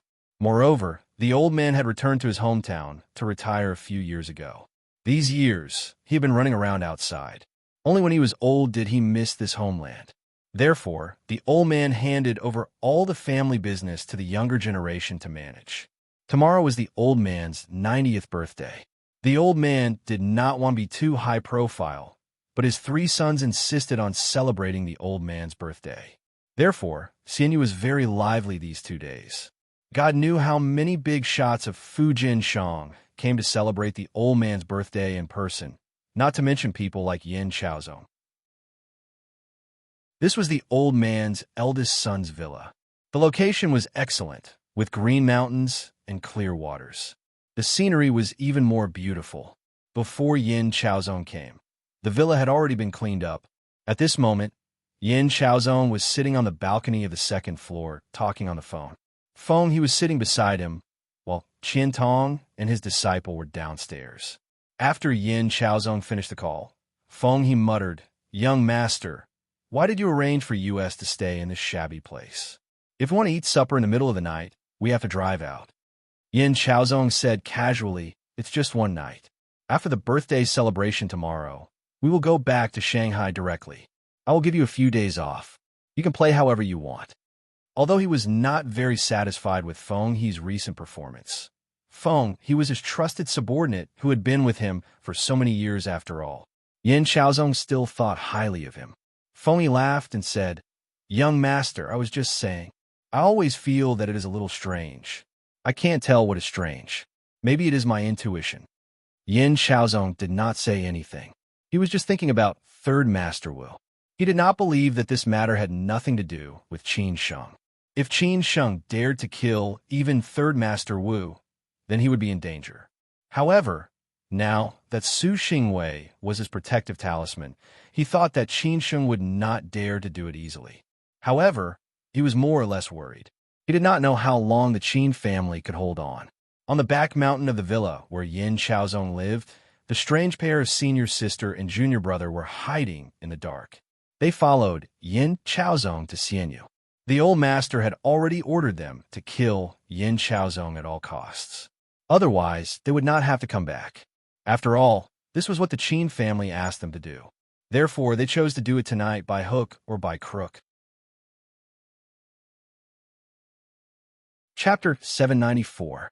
Wait till you're dead. The surname of the old man who visited Qin Chongqing several times was He family. The He family was one of those hidden big families. They were outside the circle of Siju City, but they had a close relationship with that circle. The He family had great influence in both the business world and the political world.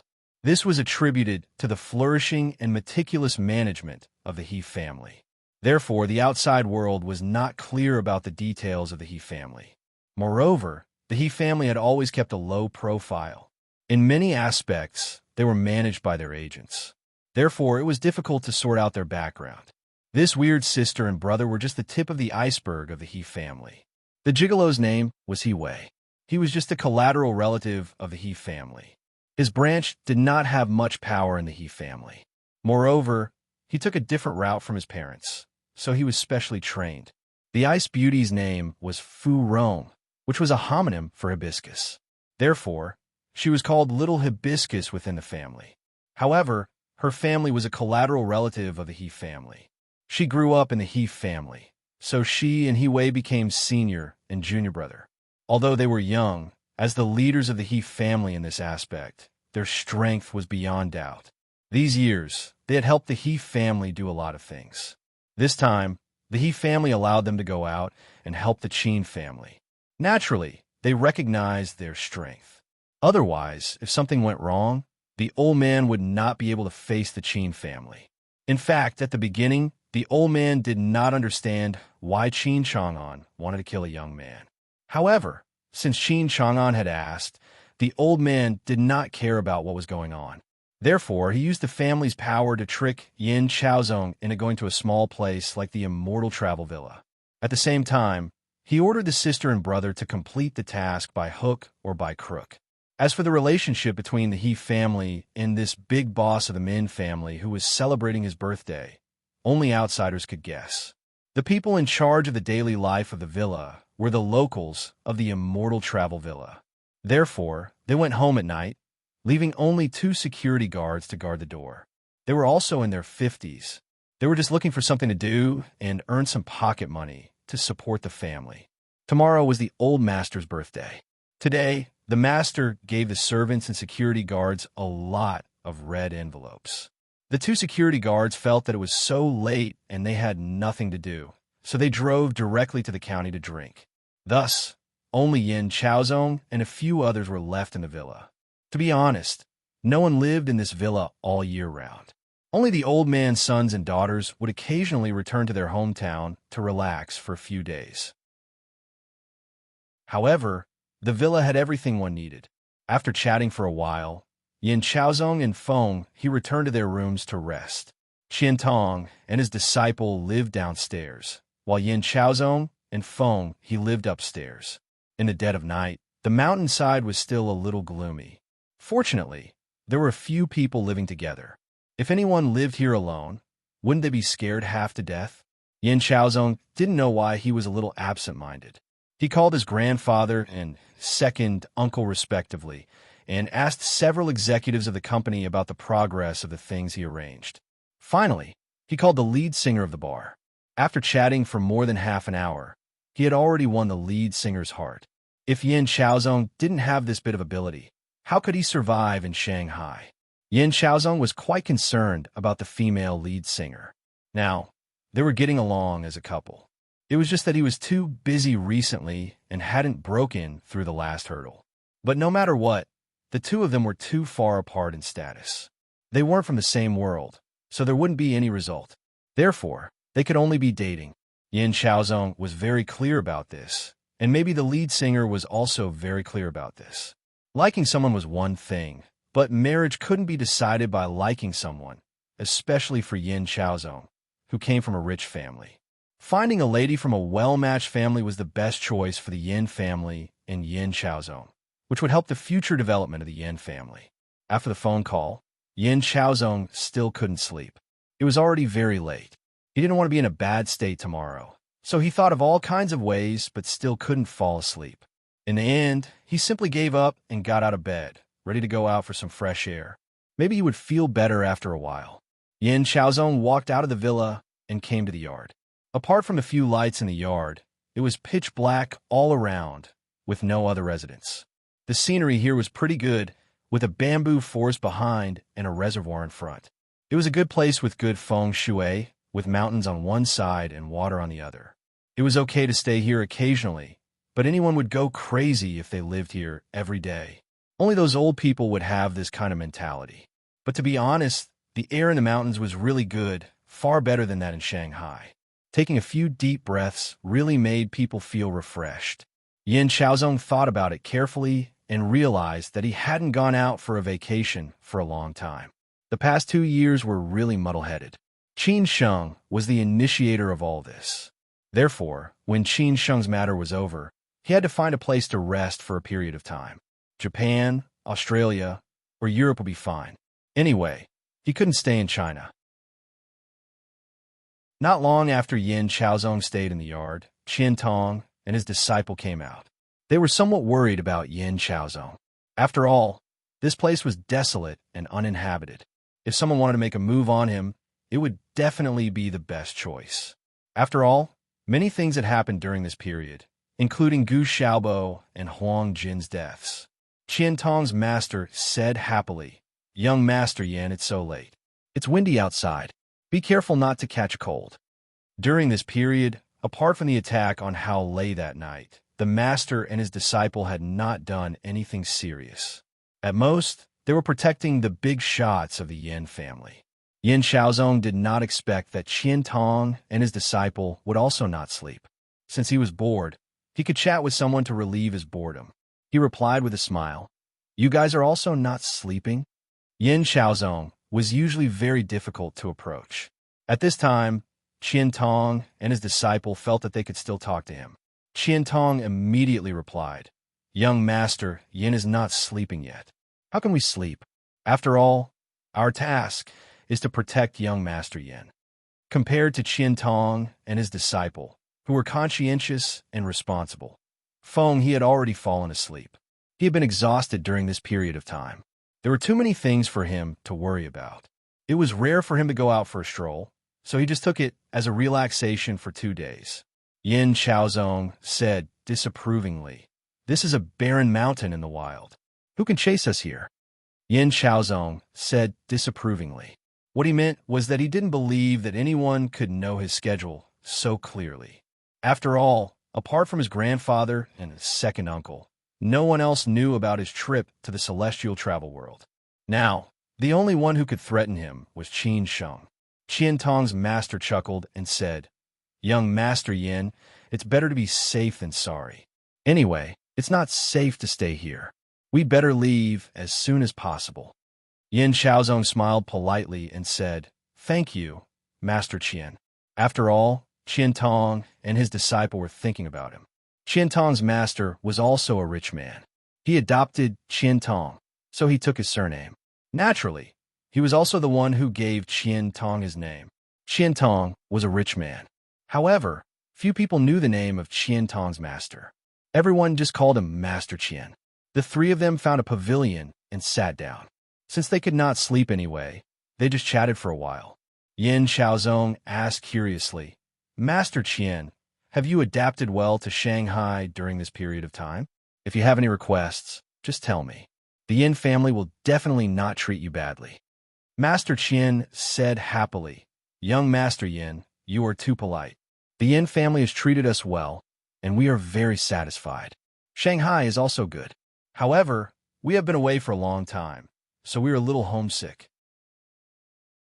Old people are like this, unlike young people who always want to go out and explore. Yin Xiaozong naturally understood what Qian Tong's master meant, so he asked casually, "Master Qian, where are you from?" Master Qian said with a smile, "My hometown is Jiangxi. However, I've been wandering around these years. Later, I found a place with verdant hills and clear waters to settle down. The scenery there is much more beautiful than here, so I miss it a little." However, he did not say where his home was in the end. This was the rule of his profession, and it was also to avoid being chased by his enemies. Yin Xiaozong did not continue to ask. He just smiled and said, "In that case, Master Qian, after the matter of our Yin family is over, what are your plans?" Master Qian looked at a place at the back of the mountain thoughtfully. It seemed that something had flashed there just now. After observing it again and finding nothing unusual, he was relieved. He came to his senses and said, "Nothing much. After the matter is over, we will go back. After a short rest, we may go out for a walk and then wait for the next business to come to us. You've always been like this." Yin Xiaozong laughed out loud and said, "Master Qian, I just want to ask you a random question. Don't overthink it. What do you do to earn so much money? You don't look like people who spend money recklessly. After all, I know your life in Shanghai during this period. You are very self-disciplined. I am an old man with one foot in the grave. It is indeed useless to earn so much money. I don't have any place to spend money on." Speaking of this, Master Qian looked at his apprentice, Qian Tong, and said, "In the end, it is all for this kid. I can't let him live like me for the rest of his life, right? Sooner or later, he will have to retire. At that time, he will find a city to settle down, marry a wife, have children, buy a house and a car, all of which cost money. This kid is so stupid. If he dares to do other things, when can he earn enough money? It is better to save enough for him before I die." Qian Tong had heard these things from his master. Therefore, to him, his master was not only a master, but also a father. Qian Tong secretly swore that in this life, he could be sorry to anyone but his master. At this time, Yin Xiaozong said with interest, "Master Qian, what do you think of our Yin family?" Upon hearing this, Master Qian hurriedly flattered, "Oh, young Master Yin, our Yin family is a rich and powerful family. Everyone in Shanghai knows about it. If you ask me, I will definitely give you a thumbs up." Yin Xiaozong looked at Master Qian and said very seriously, "Master Qian, after this thing is over, are you interested in letting Qian Tong stay and work for our Yin family?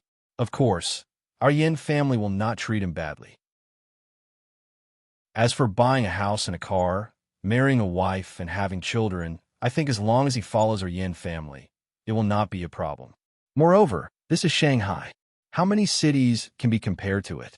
Upon hearing this, Qian Tong's master was stunned for a few seconds. He did not expect that Yin Xiaozong would take the initiative to speak. This was a great blessing. After he came to his senses, he slapped Qian Tong's head and scolded, "Brat, what are you waiting for? Hurry up and thank young Master Yin.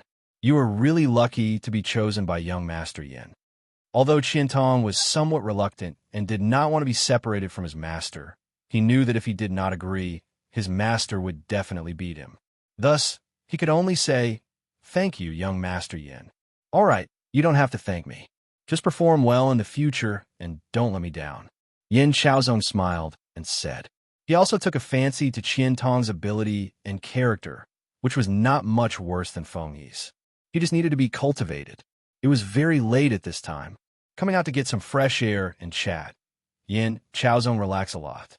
He also felt sleepy, so he stood up and said, "It's late. Go back and have a rest. After tomorrow, we have to go back to Shanghai." Qian Tong and his disciple did not say anything more. They directly stood up and followed Yin Chaozong, ready to go back. Before they walked a few steps, Qian Tong's master suddenly shouted, "Young Master Yin, be careful." After saying this, he pulled Yin Chaozong away and directly stood in front of him. A bamboo arrow directly pierced into Qian Tong's master's shoulder. Qian Tong's master shouted angrily, "Who is it?" At this time, the weird pair of Marshall's sister and brother, who had been waiting for a long time, slowly walked out of the darkness. The pretty boy Hiwei smiled and said, "Yo, not bad. You even dodged it. Not bad, not bad." When he saw the couple coming out, Yin Chaozong's face changed slightly. He did not expect that Qian Tong's master would be right. It was better to be safe than sorry. This what if really happened? Yin Chaozong's face turned livid as he said, "Who are you?" The Ice Beauty's senior sister, Fu Rong, snorted coldly and said, "I will tell you when you die." At this time, Qian Tong and his disciple had already blocked Yin Chaozong's face. The weird pair of Marshall's sister and brother did not say anything more. Without hesitation, they took action and went straight to Yin Chaozong. Chapter 795. In imminent danger if Qin Sheng had done it himself. He might have had to chat with Yin Chaozong and reminisce about the past. Their grudges over the past few years had been too complicated. If Yin Chaozong had not done those things in the past, Qin Sheng might not be like this today. If Qin Sheng's identity had not changed, Yin Chaozong would not be in such a sorry state today. Both of them had a grudge against each other because of Lin Su, but in the end, it became a fight to the death. They had nothing to do with Lin Su since a long time ago. Both of them wanted to kill each other. No matter what, only one of them could live. Qin Sheng wanted revenge. After all, Yin Chaozong had always wanted to kill him and almost killed him several times. How could he not take revenge for this deep hatred? On the other hand, Yin Chaozong wanted to eliminate all future troubles. If Qin Sheng did not die, he would not be at ease. Moreover, Qin Sheng had become the young master of the Qin family, which made Yin Chaozong even more afraid. Only when Qin Sheng was dead could he feel at ease. Therefore, at this moment, if Qin Sheng personally faced Yin Chaozong, who was about to die, he would talk for at least half an hour to clarify their grudges. It was a pity that Yin Chaozong did not meet Qin Sheng. Instead, it was Yiwei and Fu Rong, who he had never met before. Their mission was to kill him. The simpler and more direct it was, the better. Hence, there was no need for any nonsense. Yiwei made the bamboo arrows casually. When he lived in the wild, his biggest advantage was to make all kinds of traps and hidden weapons. When he hid in the back mountain at night, he had nothing to do and made these bamboo arrows. Naturally, he did not intend to use them to kill people. He just made them casually. At this moment, Yiwei and Fu Rong had already rushed over. The two of them had a clear division of labor. Yiwei's target was Qian Tong and his disciple, while Fu Rong's target was Yin Chaozong. At the same time, they had to be wary of Feng He, who was sleeping soundly. However, before Fu Rong could reach Yin Chaozong, Qian Tong's master had already faced Fu Rong, and Qian Tong had also faced Yiwei. A big battle had begun in an instant. Yin Chaozong took a few steps back. It seemed that he was not in a hurry to leave. He did not believe that these two young people, who had appeared out of nowhere, could threaten his life. Moreover, he trusted the strength of Qian Tong and his disciple. However, what Yin Chaozong wanted to know more was the background of this man and woman. Could it be that they were sent by Qin Sheng? Based on his understanding of Qin Sheng, this couple had never appeared at Qin Sheng's place. After all, they had been keeping an eye on Qin Sheng almost 24 hours a day. There were very few records of them losing track of Qin Sheng. Moreover, the man and the woman looked very young, and their strength was estimated to be ordinary. If Qin Sheng wanted to kill him, he would definitely send a big shot like Chang Baji, Yang Dainyu, who was said to be equally powerful, and those bodyguards from the Qin clan. Such a combination seemed to be more reliable. Therefore, Yin Shaozong's initial judgment was that this man and woman might be sent by other enemies to disgust him. After all, he and the Yin clan had offended quite a number of big shots. Therefore, Yin Shaozong was not in a hurry to leave. Instead, he wanted to know who had sent people to kill him. Unfortunately, Yin Shaozong did not expect that although this man and woman were not Qin Sheng's people, they were sent by the Qin clan and Qin Sheng to kill him. Moreover, their strength was far beyond his imagination. Based on the bamboo arrow that had hit Qian Tong's master just now, it could be seen that if it was an ordinary person, Qian Tong's master would definitely be able to dodge it. If it was not for Qian Tong's master's protection, the one who was hit by the arrow would have been Yin Shaozong. He Wei and Fu Rong had a clear division of labor. It was the same for Qian Tong and his disciple. Qian Tong was the first to meet He Wei. Both men were very young, and their strength did not seem to be simple. Both of them had not fought before, so they did not know each other well. However, with just a face-to-face encounter, the disparity in their strength could be seen. He Wei and Qian Tong did not dare to be careless, let alone hide their strength. Therefore, they were prepared to go all out from the start. He Wei was very fast, and his strength was even stronger. His moves were even more cunning. After exchanging blows, he directly suppressed Qian Tong with a series of kicks. Qian Tong did not dare to counterattack and only dared to defend himself. Immediately after, He Wei hit Qian Tong's chest with his knee. Although Qian Tong blocked it with his arms, He Wei immediately followed up with a powerful elbow strike. This move was more like Muay Thai. This move was very famous in Muay Thai. It was often used to kill the opponent at the last moment. However, there shouldn't be many people who would use this move in the beginning.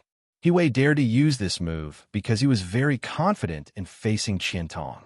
As expected, Qian Tong had no chance to defend himself.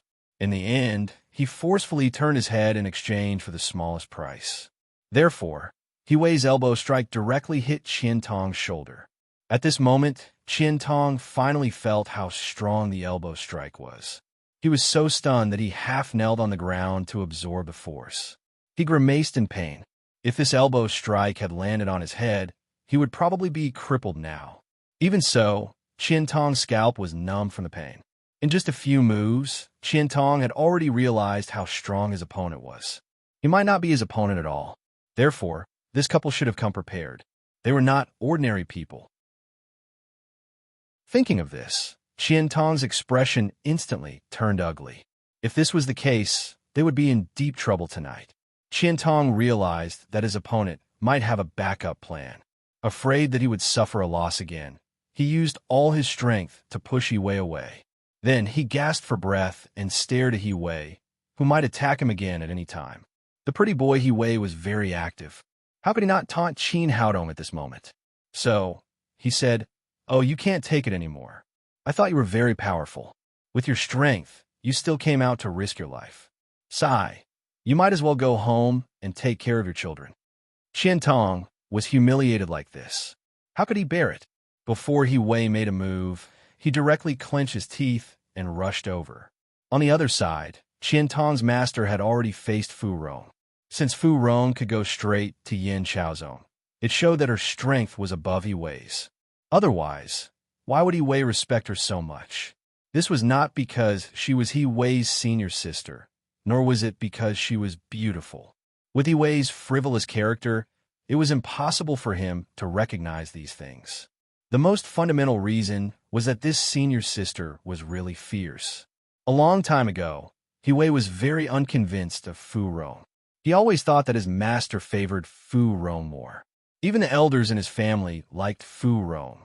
So, He Wei often fought with Fu Rong. Unfortunately, he was defeated every time.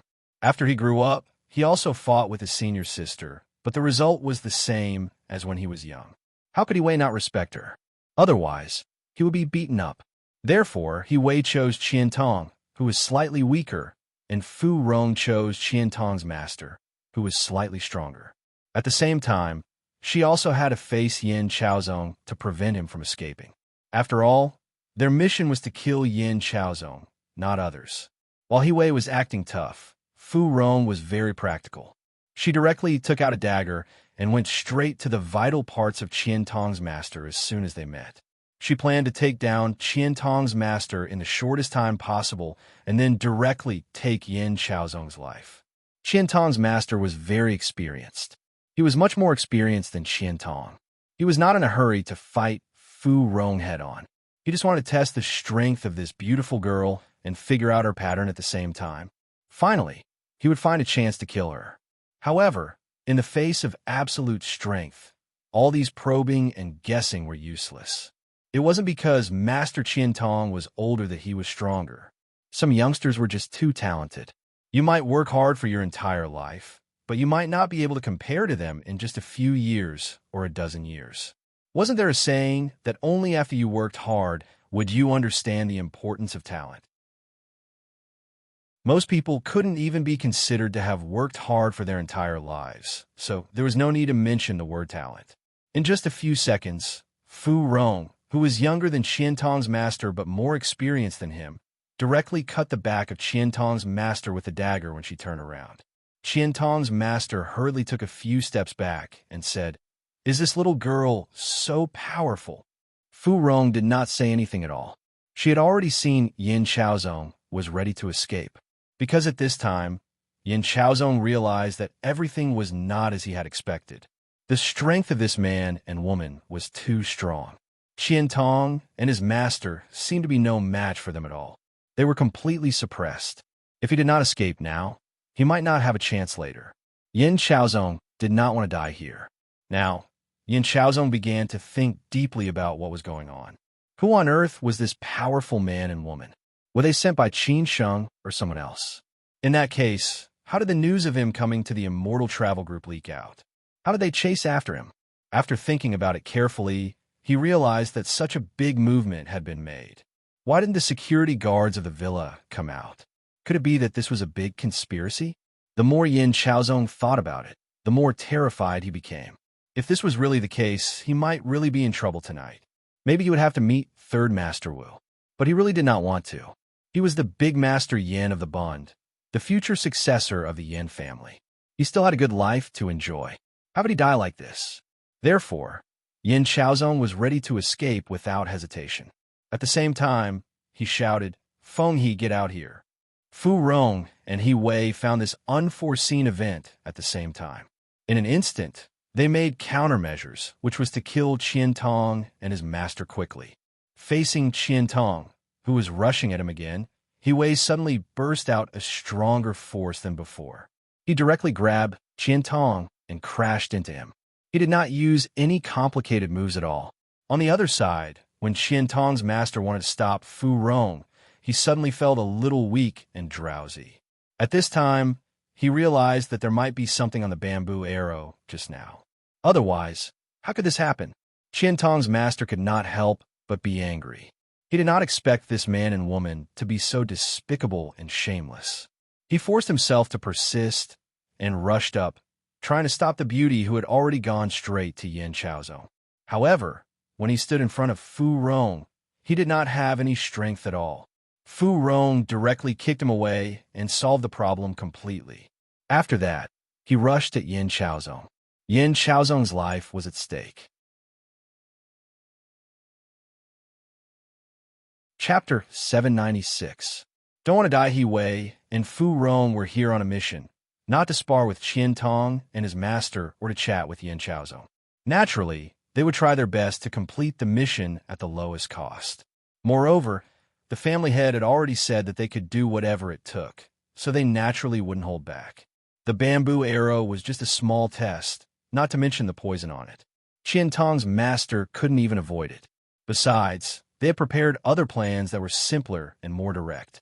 Unfortunately, Yin Chaozong didn't sleep in the middle of the night and came out for a stroll. Not only that, but he also brought Qian Tong and his master with him. He Wei and Fu Rong had no choice but to face Yin Chaozong and Qian Tong. They couldn't just wait like this. After all, they didn't have much time. In the end, they could only face Yin Chaozong and Qian Tong directly. Qian Tong's master didn't even have time to fight He Wei. He was tricked by He Wei and could only watch as the poisonous woman walked towards Yin Chaozong. Qian Tong thought that his master was seriously injured, so he subconsciously got distracted and wanted to help his master. He couldn't care less about Yin Chaozong. His master was the most important. Unfortunately, his strength was not as good as He Wei. From the beginning to the end, he was tired of dealing with He Wei. It was only a matter of time before he was defeated. Now that he was so distracted, he was naturally beaten down by He Wei. He Wei would not be soft-hearted towards him. If it was this beautiful woman, He Wei might have been merciful. This mission seemed to be progressing more smoothly than expected. Although He Wei had suffered some minor injuries, it was not a big deal. Fu Rong's side was progressing smoothly. After Qian Tong's master fell, he no longer felt any pressure when facing Yin Chaozong. Qian Tong struggled to get up and wanted to see how his master was. However, He Wei kicked him away and snorted coldly. Trash like you dares to come out and work for others? I really don't know what you're thinking. Isn't it good to be alive? Qian Tong's injuries were very serious. He no longer had the ability to fight back. He Wei also suffered some minor injuries. Qian Tong still had some ability. He wasn't a small character without any strength. However, who told him to encounter He Wei? Yin Chaozong didn't have the chance to escape. He was also very clear about this. He seemed to have accepted his fate. He didn't expect that he would lose his life here without any warning. Was he really going to ride a crane and travel to the immortal world? Who are you? Why kill me? Was it Qin Sheng who sent you here? Is Qin Sheng really lawless now? Perhaps this was the closest Yin Chaozong had ever been to death. His face was a little pale, and his eyes were filled with fear. It seemed like he didn't want to accept his fate so easily. Fu Rong slowly walked towards Yin Chaozong. They were very clear that Yin Chaozong was just an ordinary person without any strength. Killing Yin Chaozong was a piece of cake. Fu Rong sneered and said, "What's the use of knowing these things when you're about to die? It's better to not know anything. In this way, you could die calmly." Who said that? At this time, a man suddenly walked out from the darkness. This man was none other than Feng He, who had just been woken up by the commotion outside. Feng He did not expect that after sleeping for a while, such a big thing would happen. In such a broken place, he could still meet such a character. Obviously, these people had come prepared. Feng He did not care about the identity of these people. He just wanted to ensure that the young master was fine. Fu Rong thought that Yin Chaozong still had some tricks up his sleeves. Unexpectedly, the man was Feng He. She, who rarely smiled, could not help laughing as she said, Are you overestimating yourself or digging your own grave?" Since Qian Tong and his disciple had fallen, he was the only one who could protect the young master now. However, he had already called the Wang family and asked them to send people to help. He thought that they did not want such a big thing to happen during the old master's birthday. Therefore, as long as they could buy enough time, the young master would definitely be able to get out of trouble. As long as he could protect the young master, he would not hesitate to risk his life. After all, the status he had today was given by the young master and the Yin family. "If you want to kill our young master, you'll have to go through me first," Feng He said firmly. No matter what Feng He had done in the past, as long as he was doing this for Yin Chaozong at this moment, he had nothing to say. He was completely loyal. Of course, Fu Rong would not be polite to this kind of person who was courting death. He snorted and said, "Okay, then I'll kill you first." Even Qian Tong's master was not a match for them. Feng He also knew how strong the man and the woman were. He somewhat regretted that he did not bring enough people with him this time. Otherwise, he would not be in such a difficult situation at this moment. At that time, he had considered that there were fewer people and it would not be easy for the news to be leaked. Moreover, this trip was only a day's journey. There was nothing to worry about. Who knew that what he was most afraid of would happen?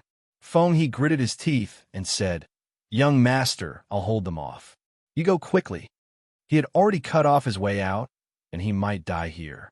No matter how dissatisfied Yin Chaozong was with Feng He before, at this moment, he was a little touched. No wonder Feng He was as confident for so many years. He was still useful at the critical moment. However, Qian Tong's master was there as a precedent. Yin Chaozong was more or less worried about Feng He. If he left directly, he was afraid that Feng He would be disappointed. However, seeing that Yin Chaozong was still in a daze, Feng He shouted again, "Young master, go quickly. Don't worry about me." At this time, Yin Chaozong made up his mind and ran toward the back of the mountain without looking back. Fu Rong did not hesitate to chase after him, but he was naturally stopped by Feng He.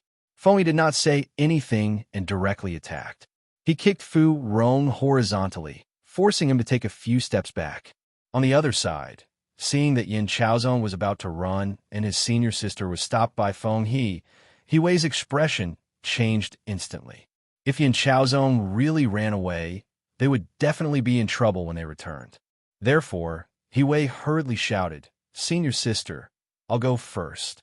However, when Wei wanted to chase after Yin Chaozong, his leg was hugged by Qian Tong. Qian Tong was now trying his best to stop Wei. Only by stopping Wei could Yin Chaozong leave smoothly. Only when Yin Chaozong was safe could they be safe.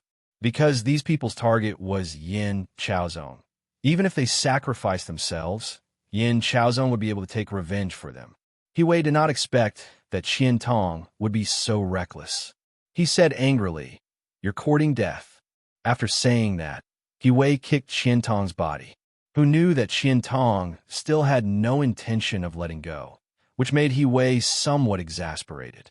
He bent down and directly punched Qian Tong several times, directly knocking him out. At this time, Yin Chaozong had already run far away. Seeing that Yin Chaozong was about to climb over the wall, Wei was no longer as frivolous as before. He used all his strength to rush over. Today, no matter what price he had to pay, he would take Yin Chaozong down. On the other side, Fu Rong and Feng He had already started fighting. Perhaps it was because Feng He knew that he was not as strong as Yin Chaozong. He did not dare to be careless at all. She could see that Feng He was stalling for time. Moreover, she used a suicidal method to fight with Fu Rong. Originally, Fu Rong thought that she could easily solve this problem. Who knew that Wei would be so difficult to deal with? Every time she took advantage of him, she had to pay half the price. She could tell that Feng He was stalling for time. Therefore, Fu Rong did not care anymore. "Are you the only one who would play like this? I could do it too. Your goal is to stall for time, but my goal is to kill Yin Chaozong. That's why I will be more ruthless than you." When Fu Rong decided to be ruthless, Feng He's defeat was already determined. After all, it was the same method. Both sides were competing in strength. Whoever was stronger would be the one laughing at the end. Feng He gave up on defending, and Fu Rong also gave up on defending. Both sides were basically exchanging their lives for each other. Feng He punched Fu Rong's shoulder, and Fu Rong kicked Feng He's stomach. Feng He pushed Fu Rong back a few steps, and Fu Rong sent Feng He flying. Let's see who is more ruthless. But no matter what, Feng He's willpower was very strong. He was bitterly holding on. Unfortunately, he was not as strong as Fu Rong, so he could only hold on for as long as he could. Every second was fine. This way, he could buy more time for his young master. The two sides fought again. Fu Rong took 2 punches from Feng He, but Feng He was thrown over his shoulder by Fu Rong. Feng He fell heavily on the ground and vomited blood. It was difficult for him to get up. He was already seriously injured. However, Feng He still struggled to get up. Before he could stand up, he was kicked again by Fu Rong. This time, it was very difficult for Feng He to get up, but he still managed to get up. Fu Rong was not anxious this time. She walked slowly to Feng He. She rarely spoke, but this time she said, "Do you think you are very good at fighting? Do you think that you can stop me? Tonight, whether it's your life or Yin Chaozong's life, I, Fu Rong, will take your life." When she said this, Fu Rong's aura was very domineering. No wonder he was the best killer trained by the He family. No wonder even Feng He was no match for him. Even if Qian Tong's master did not fall into Wei's trap, he would not be a match for Fu Rong. When Fu Rong said this, Feng He's eyes were very complicated. There was fear, mockery, unwillingness, annoyance, and of course, regret. He regretted coming to a mortal travel this time, and regretted bringing only a few people with him. However, before he could come back to his senses, Fu Rong kicked his head, not giving him any chance at all. Feng He fainted on the spot. Even if he did not die from this kick, he would be crippled. It could be seen how ruthless Fu Rong was. After dealing with Feng He, Fu Rong looked back at Qian Tong and his master who were still lying on the ground. They would not wake up in a short period of time, so there was no need to care about them. He would kill Yin Chaozong first and deal with them later. On the other side, after Yin Chaozong jumped over the wall and entered the back mountain, he ran for his life in a panic. He never thought that he would have such a day. In the past, he was the one who treated others like this. Who knew that he would be the main character today? Life really had its ups and downs. So, he should not commit any crimes. However, no matter what, Yin Chaozong did not want to die, so he could only try his best to escape. However, He had already caught up with him. Compared to Yin Chaozong, who had no survival experience in the jungle, He Wei, who entered the mountain, was like returning home. Was Yin Chaozong dead or alive? Reading at midnight. Chapter 797. Alas, this place belonged to the outskirts of a mortal traveling city. It was not very remote. If it was during the day, he might run into some people. After all, it was summer now. Many people would bring their friends and relatives into the mountains to avoid the heat during weekends or holidays. However, at night, this place was naturally deserted. Moreover, the mountains in the south were always connected by mountains. Who knew if there would be wild beasts roaming around? After all, it was not safe at night. Therefore, after Yin Chaozong entered the back mountain, if he did not try to run to a place with people to ask for help, He Wei, who was more experienced, would catch up with him sooner or later. It was just a matter of time. After all, the time might be very short. After all, He Wei was chasing him relentlessly.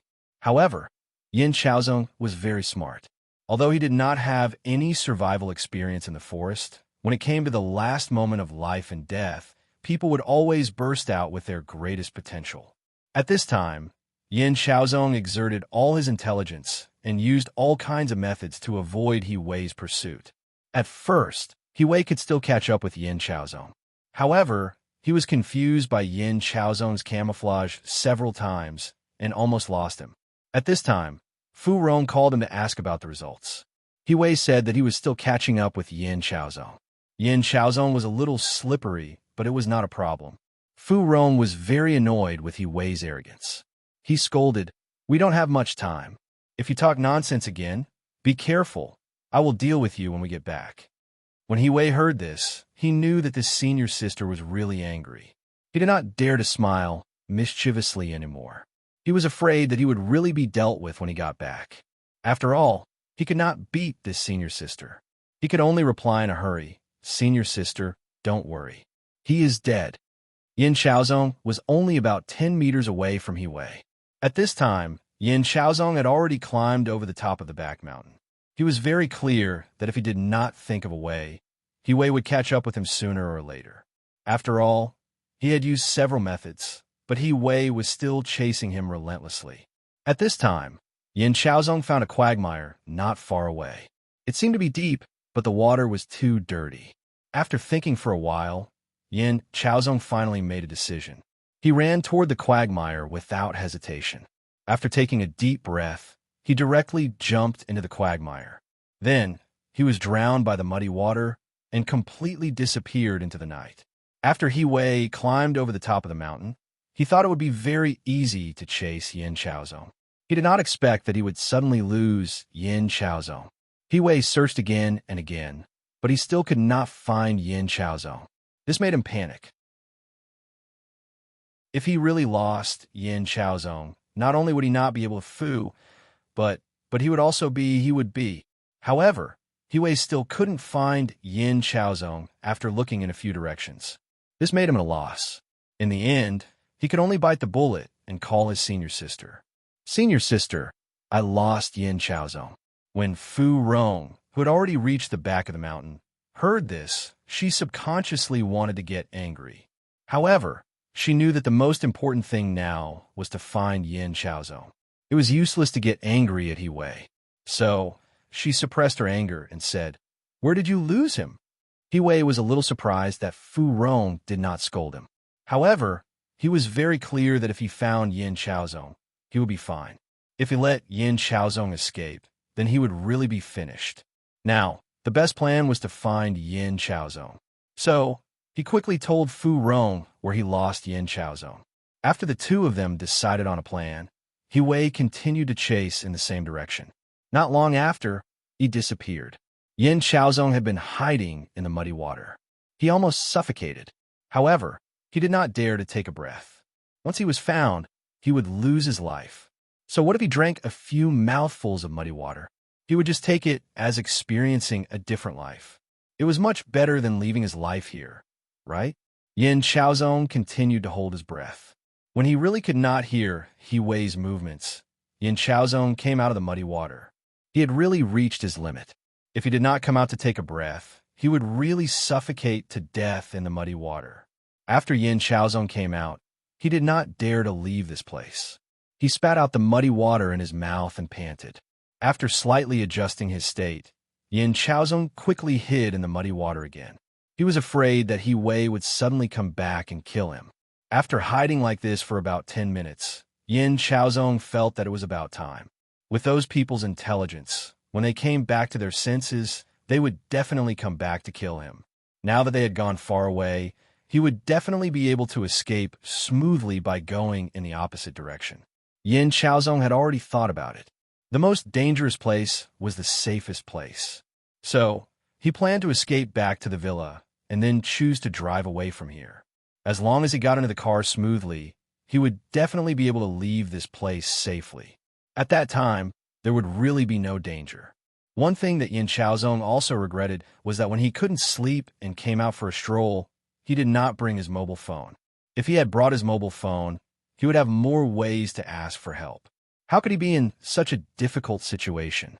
After coming out of the muddy water, Yin Chaozong did not have time to clean himself up. He quickly ran in the direction of the villa. At the same time, he began to think about all kinds of possible dangers and corresponding countermeasures. In short, he could not die here, absolutely not. He was Yin Chaozong. He could not die.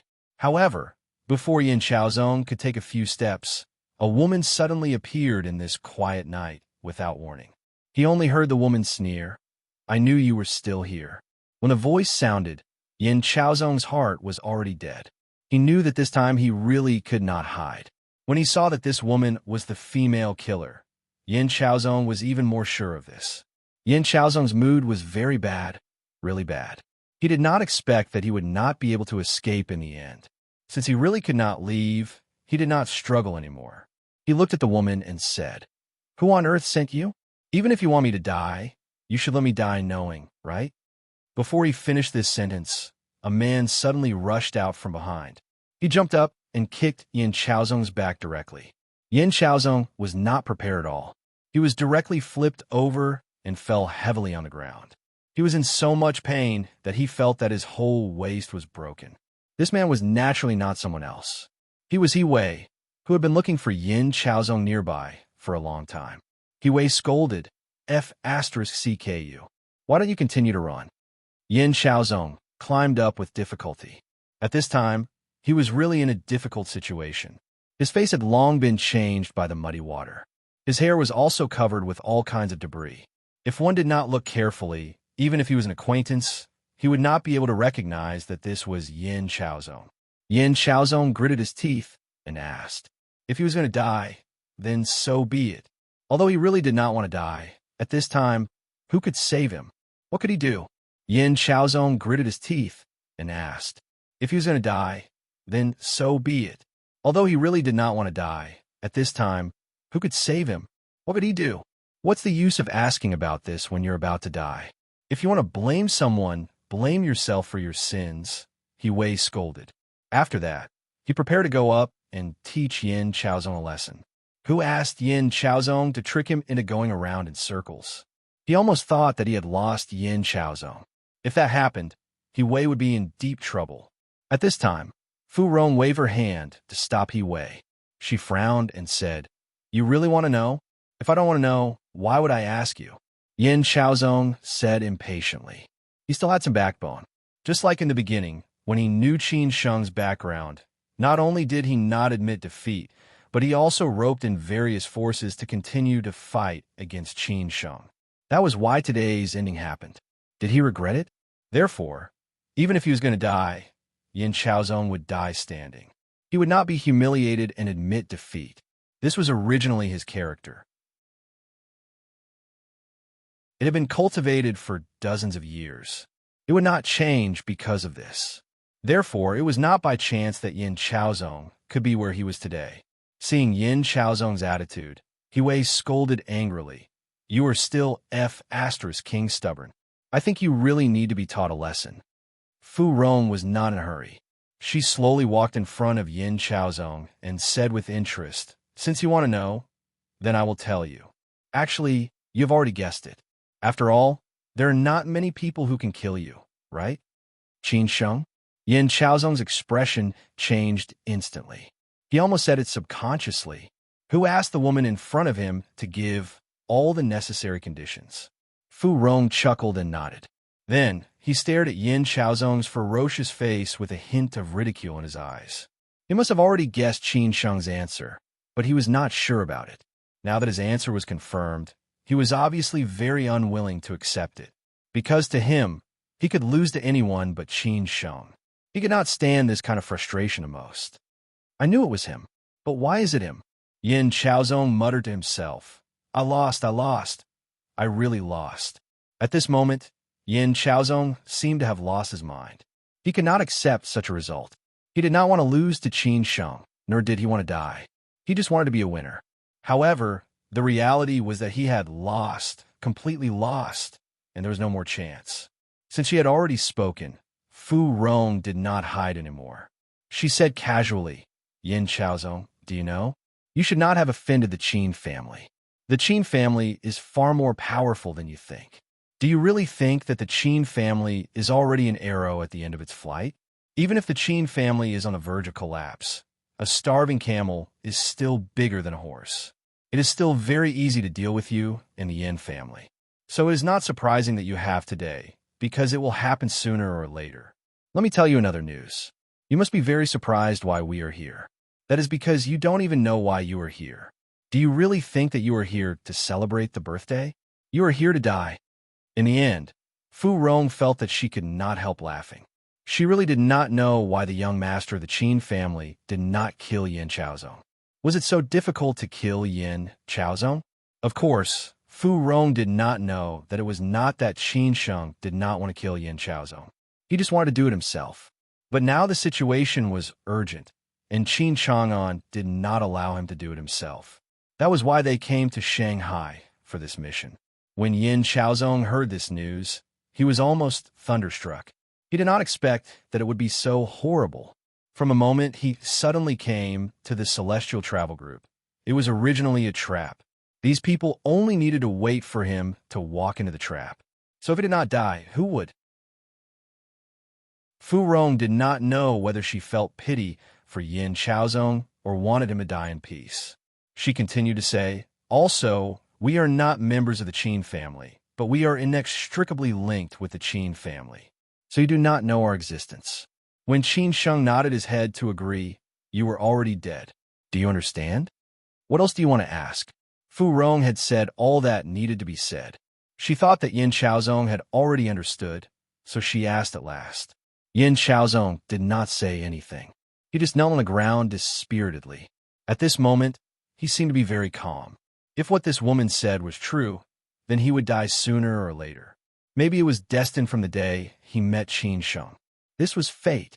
Yin Chaozong shook his head blankly. It was said that people who were about to die would have a lot of images in their mind. But at this moment, Yin Chaozong's mind was blank. There was nothing in it. No one knew what he was thinking. Fu Rong did not dare to delay any longer. After all, he had to go back and deal with those people. Otherwise, if they woke up, it would be terrible.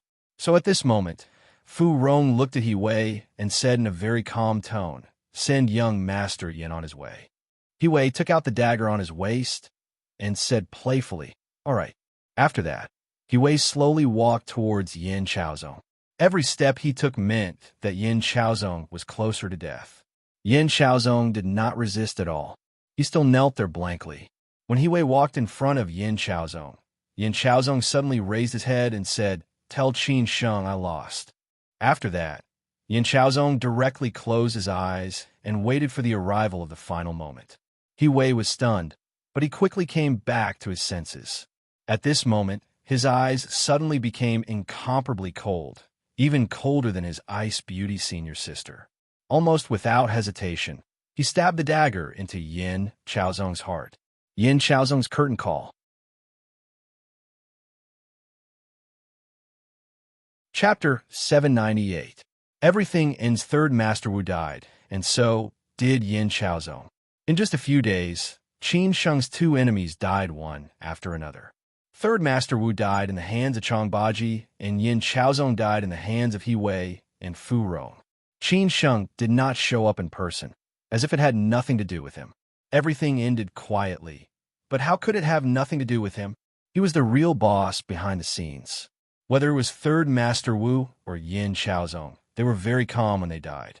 They did not resist at all, as if they knew that no matter how they resisted, they could not change the ending.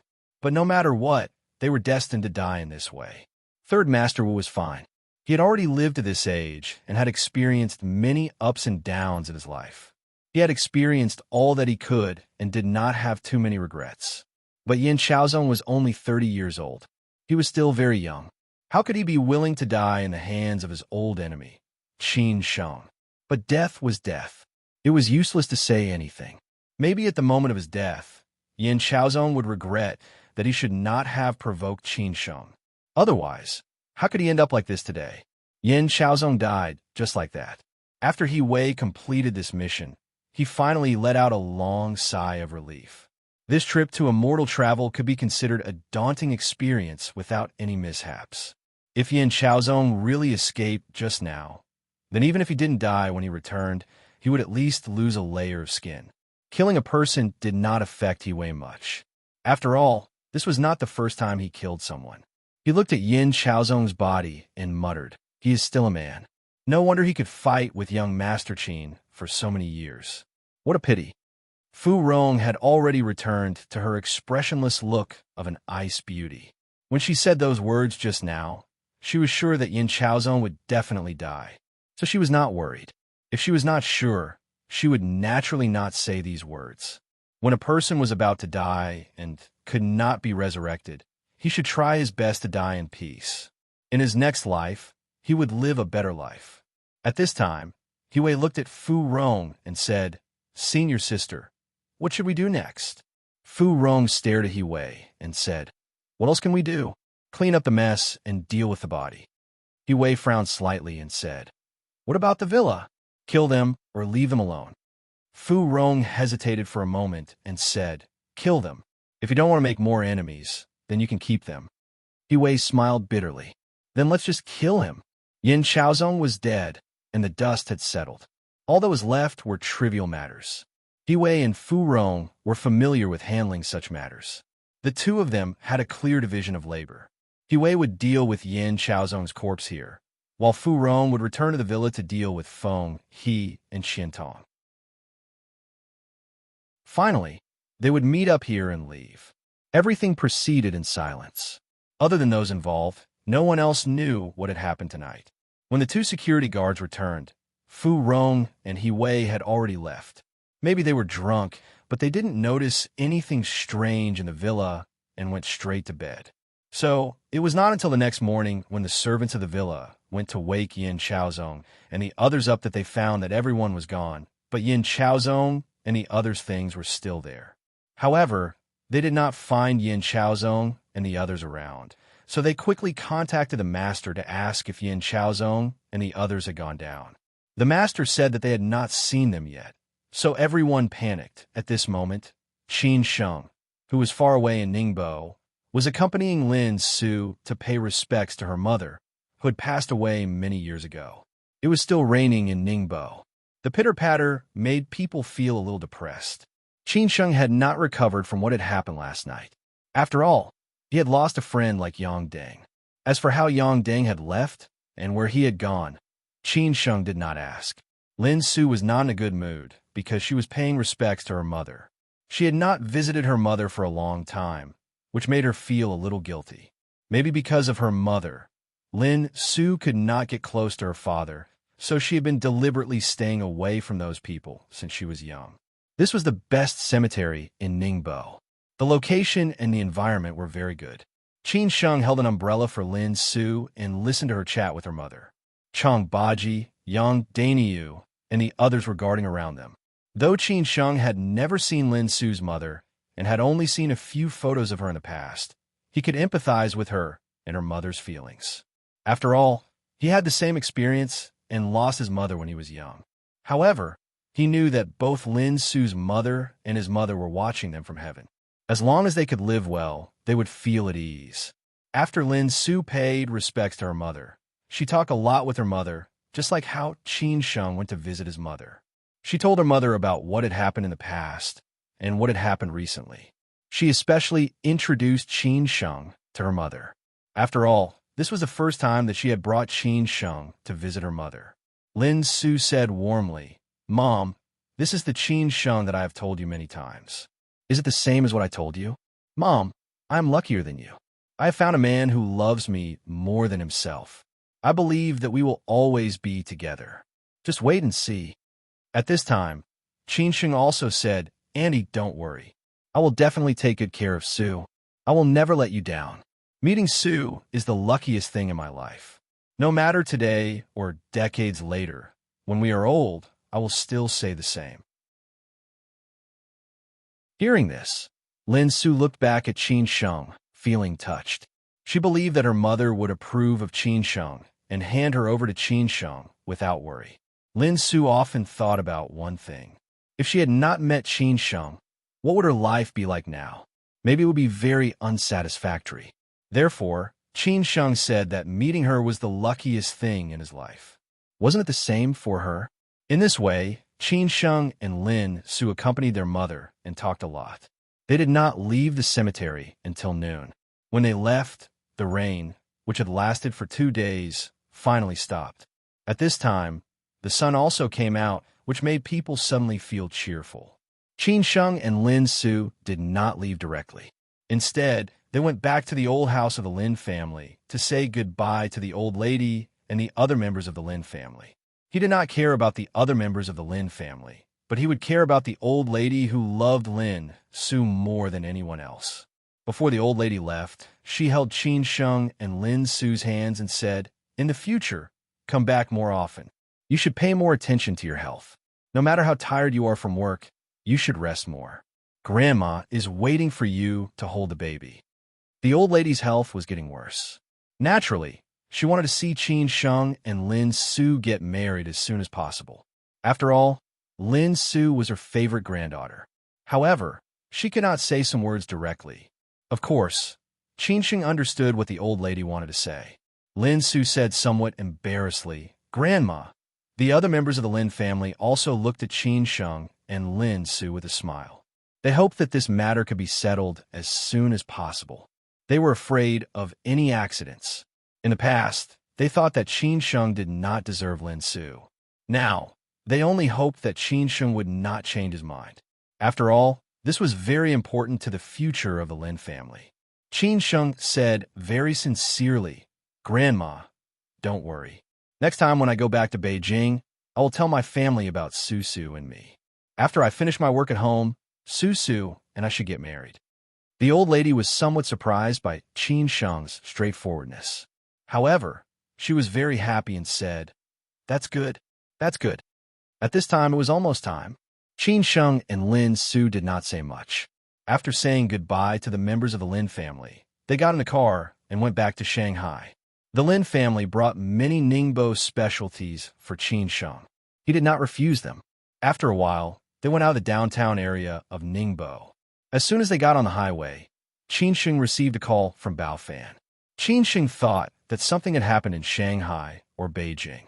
Unexpectedly, after the call was connected, Bao Fan said directly, "Young master, Yin Chaozong is dead. When Qin Sheng heard the news, he was instantly stunned.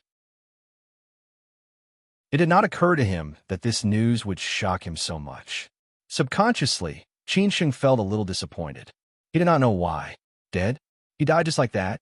Yin Chaozong, who had made him homeless and miserable for the past 2 years, died just like that. Yin Chaozong, who had tried his best to fight with him for a few years and had never been afraid, died just like that? Regarding such a sudden news, Qin Sheng was more or less not used to it. He did not ask much, such as where and how Yin Chaozong died, because it did not matter anymore. It was just like his attitude toward Third Master Wu's death. Death was death. No matter what happened in the past or what kind of grudges they had, death meant that everything had come to an end. Seeing that Qin Sheng was in a daze, Lin Su asked confusedly, "What's wrong?" Qin Sheng murmured, "Yin Chaozong is dead." Lin Su was also shocked and said. After that, she fell into deep thought. No one knew what she was thinking about. Perhaps she was thinking that the reason why Qin Sheng and Yin Chaozong could be like this today was all because of her. However, Lin Su was not the kind of person who would be stuck in a dead end. Because Qin Sheng had almost died in the hands of Yin Chaozong several times, Yin Chaozong could not be blamed for such an ending. Because of the news of Yin Chaozong's death, Qin Sheng and Lin Su did not say anything on the way back to Shanghai. Qin Sheng had been thinking about something. Of course, he knew who killed Yin Chaozong. Of course, it was the strange couple whom he had seen that day. However, he did not expect that they could really kill Yin Chaozong, let alone that they could do it so quickly. Now, Third Master Wu and Yin Chaozong were both dead. Both of his enemies in Shanghai were dead. Apart from the reorganization of the company in Shanghai, there seemed to be nothing else. After Qin Sheng returned to Shanghai, he went directly to Bao Fan's house, while Lin Su went to the company. After seeing Qin Sheng, Bao Fan smiled and said, "Congratulations, young master. You have taken revenge." Originally, Qin Sheng thought that he would see the couple. Unexpectedly, they were not there, so he frowned and asked them. Bao Fan knew what Qin Sheng was asking. He replied, after they completed the task in Xianyu and Fujin, they never went back to Shanghai. They left directly. They said it would be better not to see you, young master. Of course, Qin Sheng knew what he meant. He just squinted and asked, "Are you sure about the news?" Bao Fan nodded very seriously and said, "I have confirmed it. Young master, you don't have to doubt it. Apart from Yin Chaozong's death, Yin Chaozong's trusted subordinate Feng, he is also dead. Qian Tong and his disciple, who seriously injured Hao Lei last time, are also dead. This couple is not simple." When Qin Sheng heard the news, he was somewhat stunned. He did not expect that this couple would be so powerful.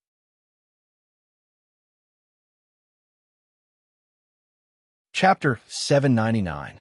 Chapter 799, Give Up Revenge, of course. Qin Sheng knew how Yin Chaozong died. It must be that weird couple. Who else could it be except them? However, Qin Sheng did not expect that they could really kill Yin Chaozong, and he did not expect that they could do it so quickly.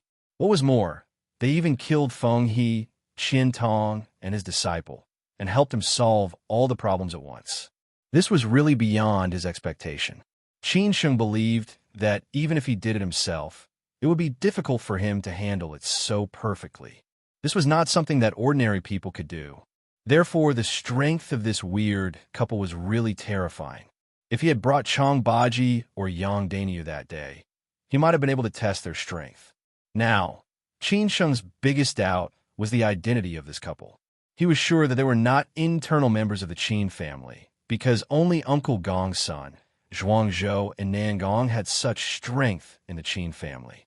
As for the others, although Qin Sheng did not know, Bao Fan, who had been in the Qin family for so many years, definitely knew a little bit. But Bao Fan said that he did not know either. Qin Sheng murmured to himself, "I didn't expect this." Bao Fan sat opposite Qin Sheng, poured some tea for him, and said, "Young master, anyway, at least they helped us solve this big problem. In the future, we don't have to worry about Yin Chaozong anymore. Now that Third Master Wu and Yin Chaozong are both dead, we don't have too much pressure in Shanghai. But we still need to be careful. Those people are still watching us." Qin Sheng nodded silently and said, "Well, on the way back to Shanghai, I was thinking about telling the old man about going back to Beijing. The opponents we will face next are the most terrible ones. Shanghai is not important anymore." Bao Fan nodded silently and agreed with what Qin Sheng said. After Third Master Wu and Yin Chaozong died, Qin Sheng had already taken revenge and solved his worries. The only thing left in Shanghai was the reorganization of the company. But now the Qin family was in such a situation. Even if Qin Sheng completed this task perfectly, what could he do? It was just insignificant. Bao Fan said thoughtfully, "Then ask Master Qin if he agrees to let you go back to Beijing." Qin Sheng was silent for a moment and said, "Well, I will arrange other things in Shanghai these 2 days. I'm going to ask the old man. In the future, I still need you to help me take care of Shanghai. After all, there are other trivial things." Bao Fan smiled happily and said, "You are too polite." After leaving Bao Fan's house, Qin Sheng went straight back to the company. Recently, he had been going to the company less often. There were still some things that he had to deal with. Moreover, if he were to return to Beijing, he had to get Zhongshan to settle the matters here first. After all, the company's restructuring was not a small matter. After all, the funds available for every company were in the hundreds of millions. Before leaving, Qin Sheng also asked Bao Fan to continue to keep an eye on the Yin family. He wanted to see how the Yin family would react after Yin Chaozong's sudden death. While Qin Sheng was on his way to the company, the Yin family had already received the news. After Xian Yu spent a lot of effort to find Qin Sheng, they could only take the initiative to contact the Yin family.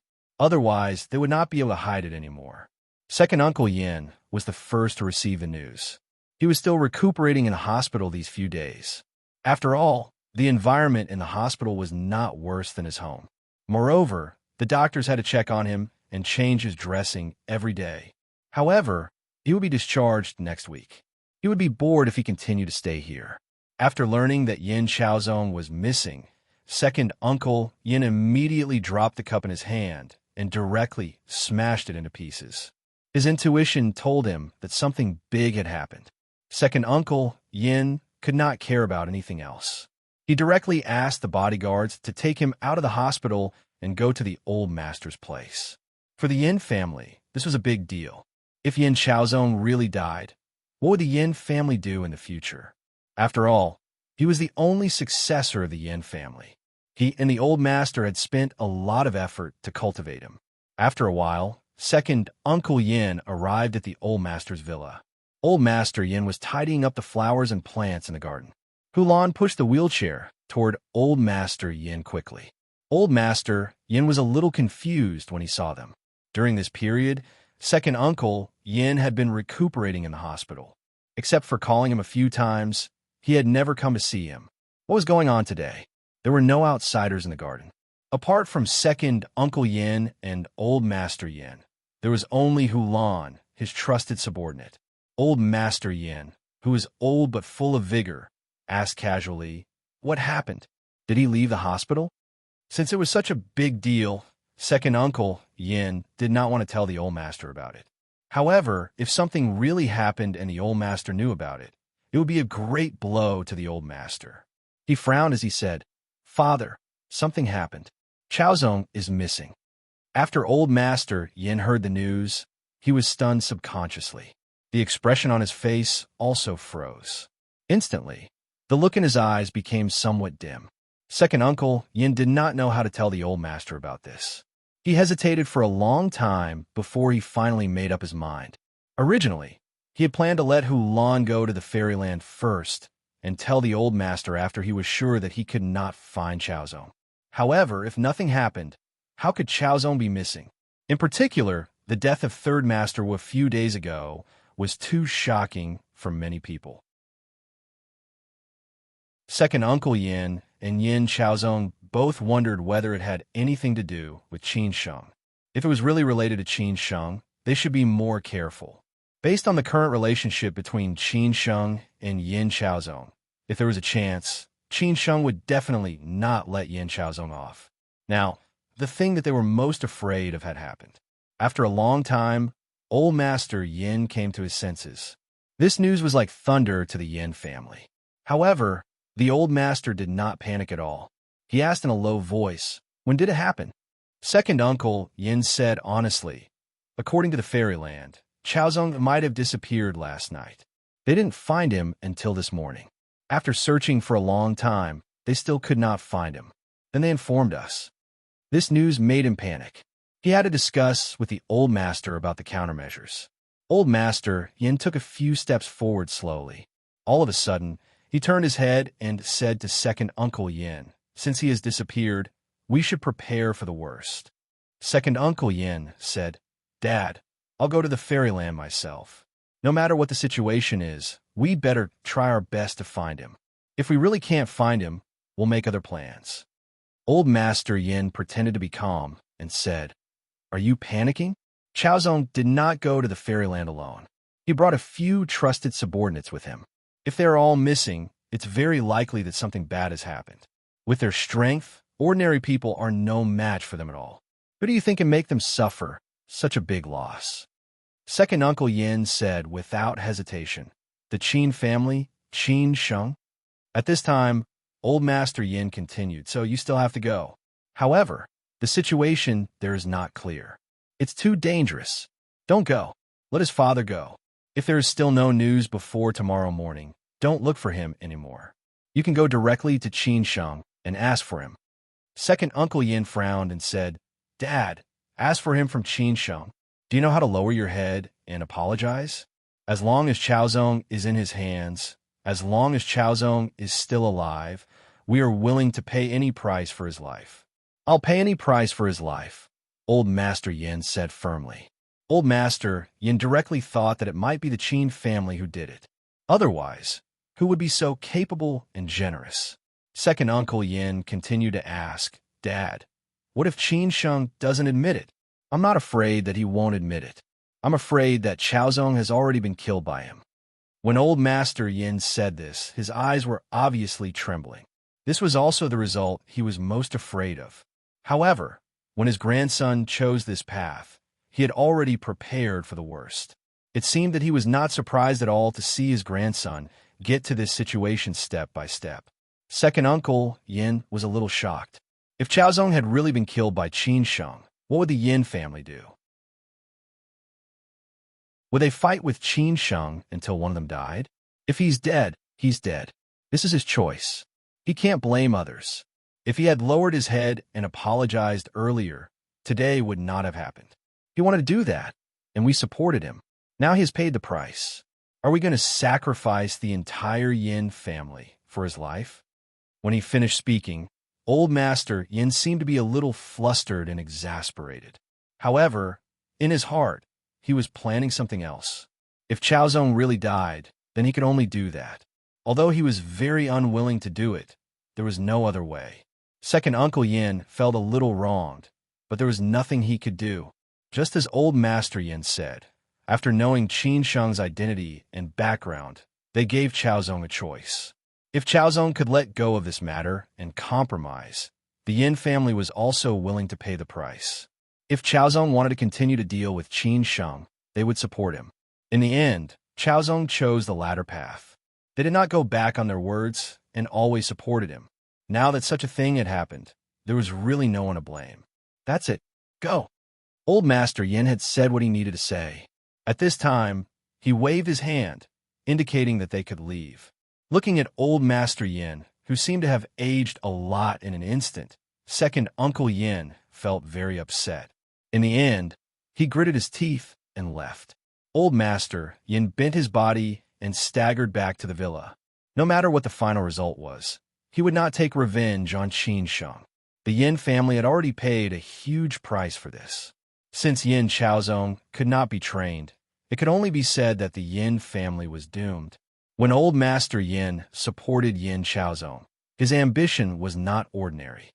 Moreover, Yin Chaozong did perform very well at the beginning. He drew Third Master Wu to his side, and at the same time, got involved with a few playboys in Beijing. At that time, he thought that if Yin Chaozong could really overcome the obstacle of Qin Sheng, his future achievements would definitely not be inferior to theirs. Now, it seemed that he had thought too much. His son almost had an accident some time ago and was still recuperating in the hospital. Now that his grandson had suddenly disappeared, his life and death were unknown. The Yin family had also suffered a lot of losses in the business world. In the end, old Master Yin could only make such a decision, which was to give up on revenge and start over. Because old Master Yin was very clear that if Chaozong really died, the first thing he had to do was to immediately cut off the grudges with the Qin family and Qin Sheng. He must not take revenge on them. After all, the death of a grandson was not a big deal. He still had another grandson. If it really did not work, he could let his two sons have more children. As long as he had money, he could do it. The Yin family would not be cut off. However, if he went to the Qin family and Qin Sheng to take revenge, the Yin family might really be destroyed in a day. After thinking through everything, old Master Yin sat in the living room and let out a long sigh. He could understand everything, but how could he not be sad when he lost a beloved grandson? The old had to see the young one off. Reading at midnight.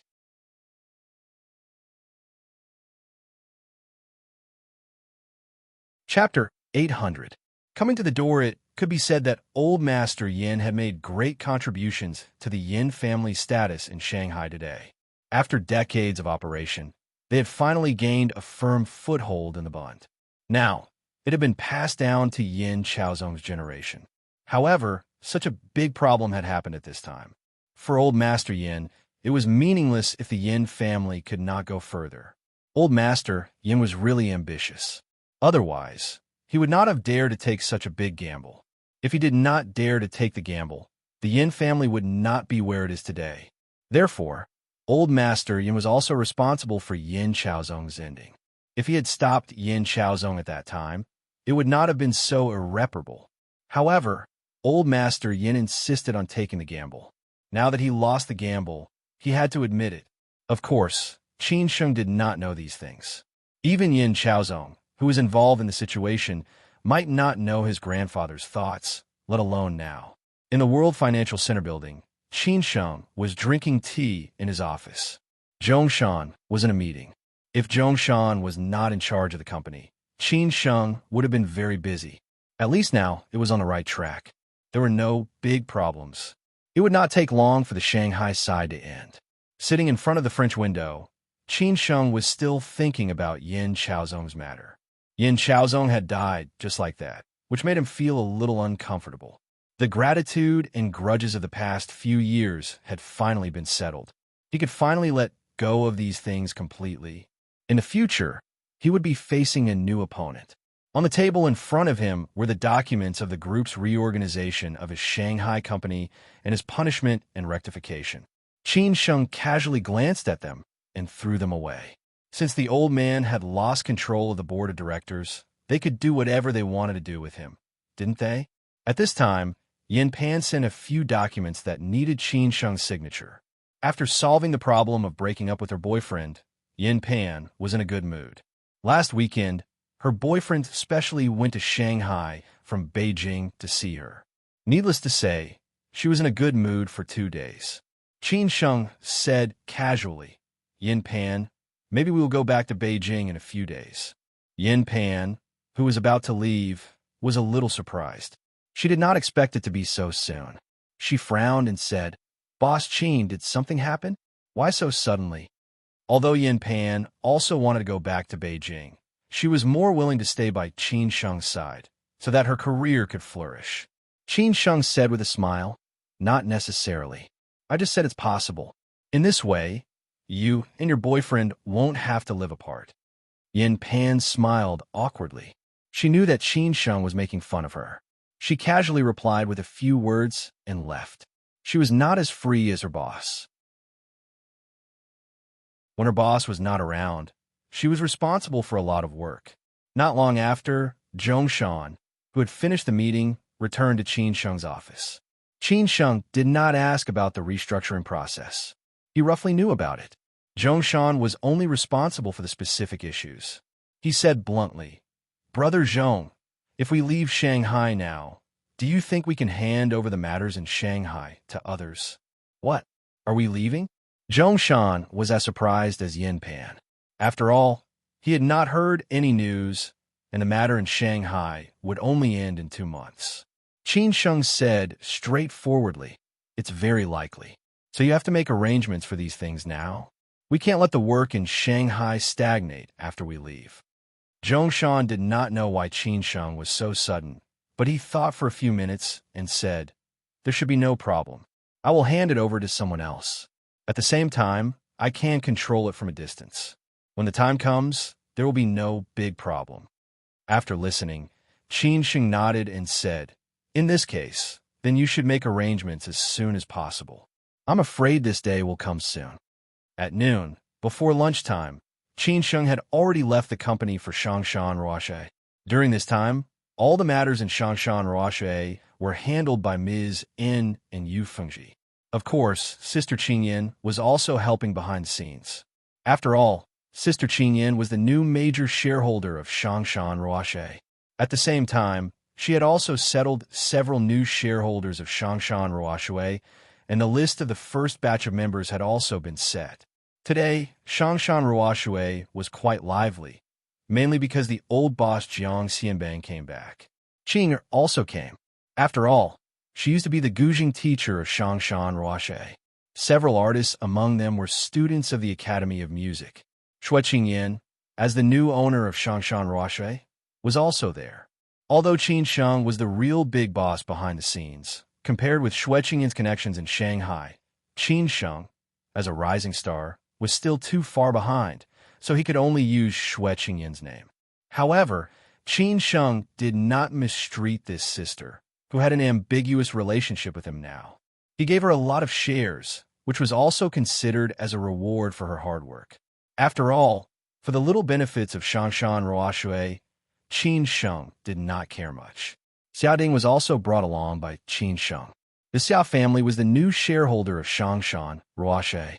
This was Qin Sheng's recognition of their relationship over the years.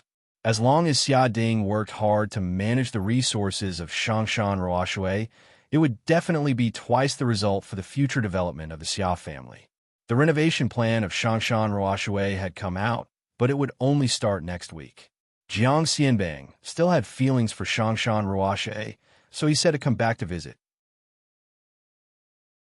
It had just rained, and it was cloudy today. The weather was still cool, so they did not sit in the private room, but sat on the rooftop drinking tea and chatting. The atmosphere was harmonious. Jiang Xianbang and Xue Qingyan were old acquaintances. He had not seen Xue Qingyan since he returned to Shanghai. The two were catching up. If it was not for Jiang Xianbang, Xue Qingyan and Qin Sheng would not have met. This was also a kind of fate. When Jiang Xianbang was in trouble, although Xue Qingyan did not directly help, she indirectly provided him with a lot of resources. However, at that time, Jiang Xianbang's matter involved too many people, so no one could be blamed. Things remain the same, but people have changed, Jiang Xianbang said with some emotion. Qingyan, have you ever thought that the poor boy who worked in Shangshan Ruoshe back then would become the new boss here? Xue Qingyan chuckled and said, "Even if you gave me 100 chances, I would not think of it. Maybe this is life. There are always surprises and accidents that you can't think of." On the other side, Qin Sheng laughed and said, "You haven't thought of it, but I have, ha ha ha."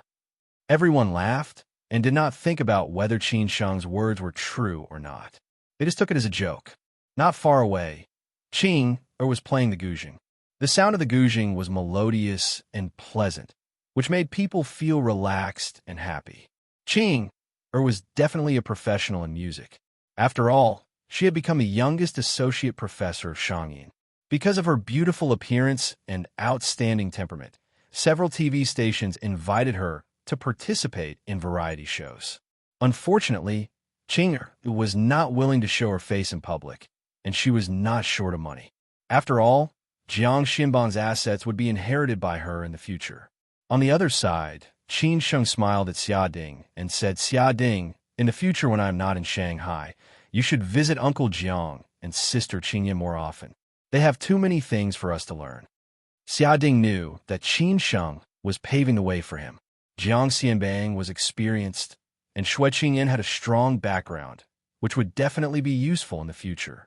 "Don't worry, I will not disturb Uncle Jiang and Sister Shui in the future.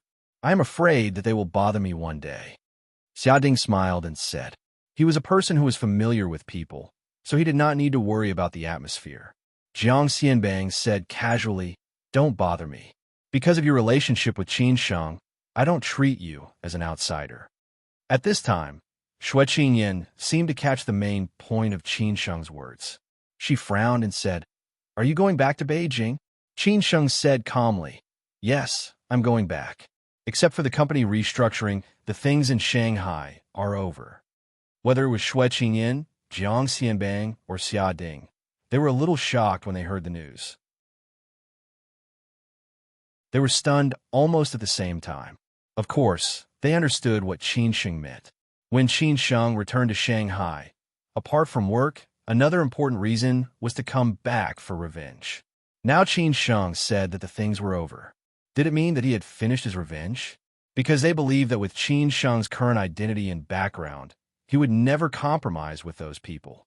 The most important thing was that in the past 2 days, they had heard the news of Third Master Wu's death from different channels.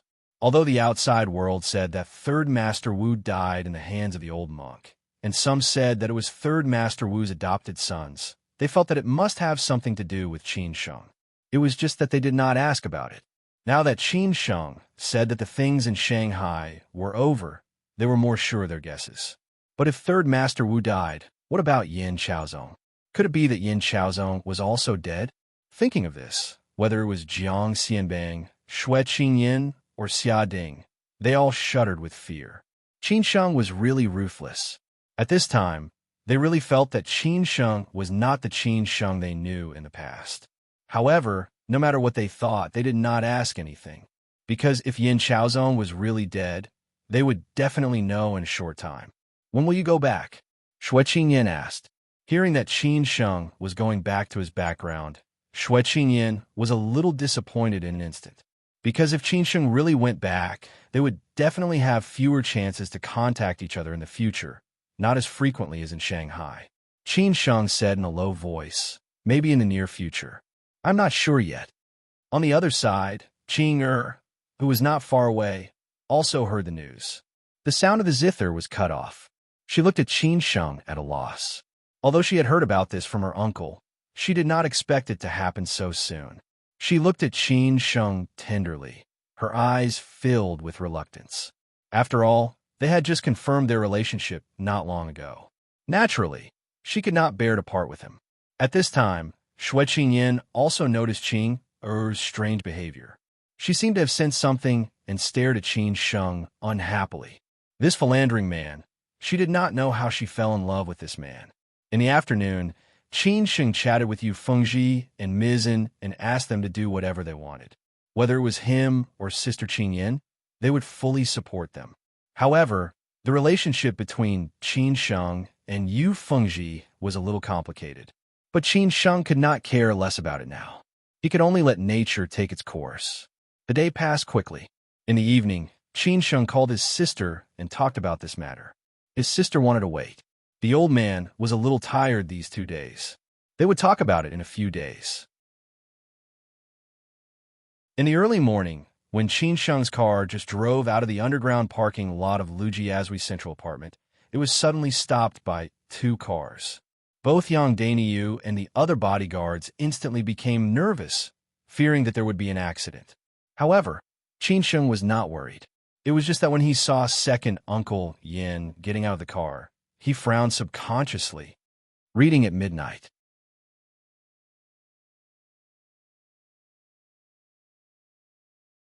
Chapter 801. 2 birds with 1 stone. Second Uncle Yin had sent someone to Xianyu yesterday. With the cooperation of Xianyu, there was still no news of Yin Chaozong until now. He reckoned that the probability of something going wrong was higher. Second Uncle Yin had no choice but to look for Qin Sheng according to the old master's instructions. Because no matter if something went wrong or not, Qin Sheng was most likely to be the mastermind. After all, Qin Sheng and Yin Chaozong had the deepest grudge. The Yin family could only suspect Qin Sheng. At this moment, Hulan used a wheelchair to push second Uncle Yin toward Qin Sheng slowly.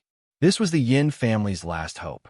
If Yin Chaozong had not met with any mishap, he would definitely be in Qin Sheng's hands.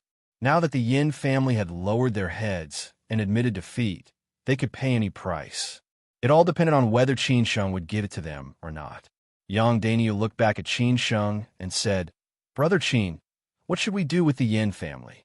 Qin Sheng smiled disapprovingly and said, "This is Shanghai. It's broad daylight. What can happen? The Yin family won't dare to act recklessly." Lin Su sat next to Qin Sheng.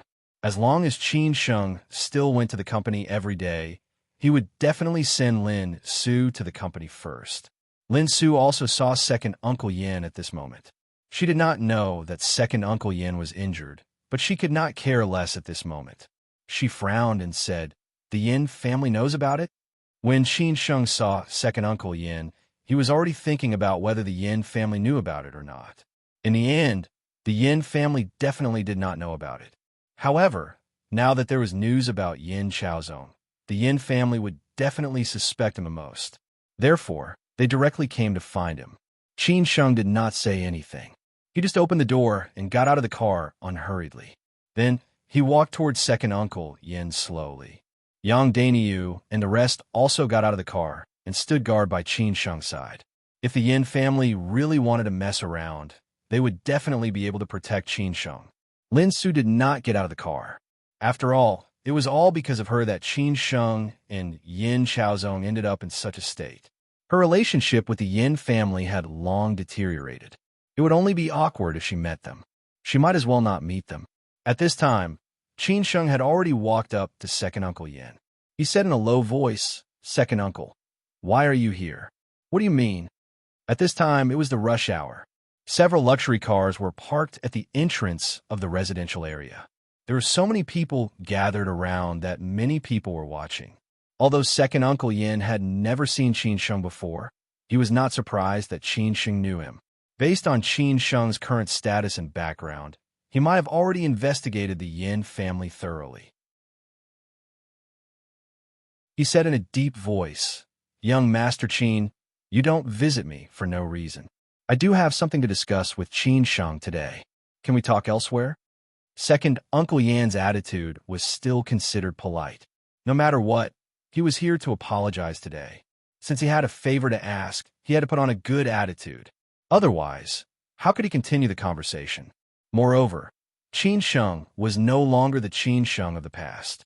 Even if he was in front of Qin Sheng, he did not have much confidence. "Second Uncle, if you have something to say, just say it. You don't have to change the place," Qin Sheng said. It was obvious that he rejected second Uncle Yin. It seemed that he did not want to have too much entanglement with the Yin family.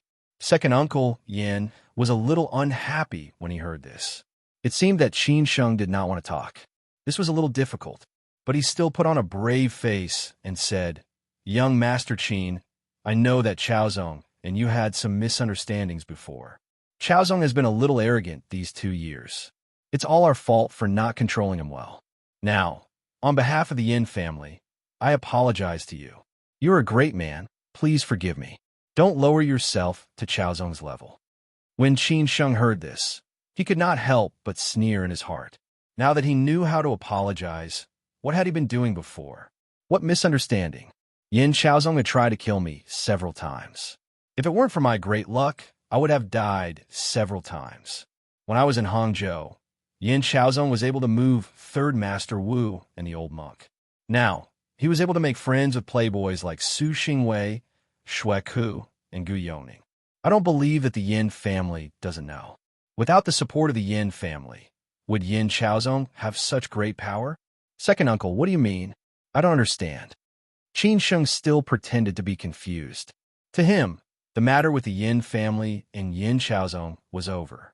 So he did not want to have any contact with the Yin family now. Seeing that Qin Sheng did not answer, second Uncle Yin said bluntly, "Young Master Qin, you definitely know that Chaozong went missing. As for how he went missing, you know it better than anyone else. No matter what kind of grievances you had with Chaozong in the past, as long as you let him go, the Yin family is willing to pay any price." Second Uncle, first of all, if you did not tell me, I really did not know that Yin Chaozong went missing. Secondly, You said that I know it better than anyone else. This is even more confusing. Lastly, you said that the Yin family is willing to pay any price if I let him go. What price? Money? Am I short of money now? Is the Yin family richer than the Qin family? In the beginning, Qin Sheng's attitude was still considered polite. Later on, Qin Sheng became a little domineering. Comparing who has more money, the Yin family is still too far behind. Second uncle, where were you when Yin Chaozong wanted to kill me in the past? Why didn't the Yin family let me go? Qin Sheng continued to say. Not to mention second uncle Yin. Even if old master Yin was old, Qin Sheng would still say the same thing. Who asked the Yin family and Yin Chaozong to be so fierce to him in the past? Second uncle Yin shook his head and sighed bitterly. Young Master Qin, do you really want to do this? Qin Sheng sneered and said, Second uncle, it's not what I want to do. It's what the Yin family wants to do. The matter between me and Yin Chaozong is definitely not over. As for what I do, that's my business. Let's see if the Yin family can take it or not. Also, let me say it again, Yin Chaozong's disappearance has nothing to do with me. The Yin family got the wrong person. Qin Sheng's attitude was very firm this time. He did not give second uncle Yin any face. Second uncle Yin still braced himself and said, Young Master Qin, I don't believe that this has nothing to do with you. You know very well whether it has anything to do with you or not. I only beg you to let Chaozong go. He is the only heir of the Yin family. We are willing to pay any price. Young Master Qin, you can ask for anything. Since he had already figured out the purpose of second Uncle Yan's visit, Qin Sheng was not interested in continuing the conversation. After all, Yin Chaozong was already dead. What else was there to talk about with second Uncle Yin? Was he going to give the Yin family a corpse? Second uncle, I'll say it again, this has nothing to do with me. If there's nothing else, I'll leave first. Qin Sheng said firmly. After he finished speaking, he directly turned around and walked back, not giving second uncle any chance at all. As the current leader of the Yin family, second uncle Yin was a big shot with a net worth of billions. He was a well-known figure in the Bund and had seen all kinds of situations. Now that he was humiliated by Qin Sheng like this, he more or less could not suppress his anger. He said to Qin Sheng kindly, Qin Sheng, don't go too far. Hearing this, Qin Sheng suddenly stopped in his tracks. He suddenly turned around, stared at second uncle Yin, and said, So what if I go too far? I'll wait and see what the Yin family wants to do. This is all forced by the Yin family. You can't blame me. After he finished speaking, Qin Sheng directly got into the car and did not stop for a moment. He signaled Yang Dainyu to drive away. There was no need to continue arguing with second uncle Yin. The matter of the Yin family was already in the past. Everything that happened just now was just a show for everyone to see. Second uncle Yin did not stop Qin Sheng. He could only watch Qin Sheng's motorcade leave. For so many years, when had he ever been treated like this? When had the Yin family ever been treated like this? Qin Sheng was really going too far. He would definitely not let this matter go so easily. 2 hours later, in the villa of the Yin family in Xishan, second Uncle Yin reported what had happened today to Old Master Yin. He even exaggerated his attitude towards Qin Sheng. He did not believe that the Yin family would be suppressed by a young man who was still wet behind the ears. No matter how powerful the Qin family was, they could not be lawless. Second Uncle Yin said very angrily, Dad, I'm afraid that something has happened to Chaozong. We can't let this matter go so easily. I don't believe that the Qin family is that powerful. After hearing this, Old Master Yin was not surprised at all. If they did not find Chaozong today, something must have happened. Even if they went to find Qin Sheng, there would definitely be no result. Qin Sheng would definitely not admit it. However, Old Master Yin did not ask second Uncle Yin to do this for this reason. He just wanted to show his attitude. Second brother, no matter what the result of Chaozong is, the Yin family can't afford to make trouble anymore. If we go further, it will be beyond our ability. Let's keep the peace. I don't want anything to happen to you. Old Master Yin shook his head and smiled bitterly. Second Uncle Yin insisted, Dad, are we really going to let this matter go so easily? Qin Sheng is really going too far. I can't let this matter go. Going too far? If Chaozong did not want to kill him at that time, today's result would not have happened. So we really can't blame others. If Qin Sheng is still the same Qin Sheng, will the Yin family let him go? This is the reality. If we lose, we have to admit it. If we make mistakes again and again, we will only lose more miserably. Old Master Yin was very clear, so he said it very clearly. It seemed that second Uncle Yin still did not want to admit defeat. He wanted to say something, but did not dare to. Old Master Yin continued, "If you still don't want to admit defeat, then wait and see. You know very well that the Qin family's opponents are not only us. Maybe we don't need to do anything to get the result we want. What do you think?" After Old Master Yin said this, second Uncle Yin seemed to suddenly see the light. He suddenly felt that the older the ginger, the spicier it was. He was almost blinded by hatred. Old Master Yin was still very clear. In Beijing, the news of Yin Chaozong's disappearance had spread to Su Xingwei. Of course, the news was told by Xue Ku and Gu Youning. Although these two were still in the hospital, they were always paying attention to Qin Sheng and Yin Chaozong's movements. Xue Ku and Gu Youning said very clearly that Yin Chaozong might be dead. Su Xingwei was a little shocked by this news. He thought further than Xue Ku and Gu Youning.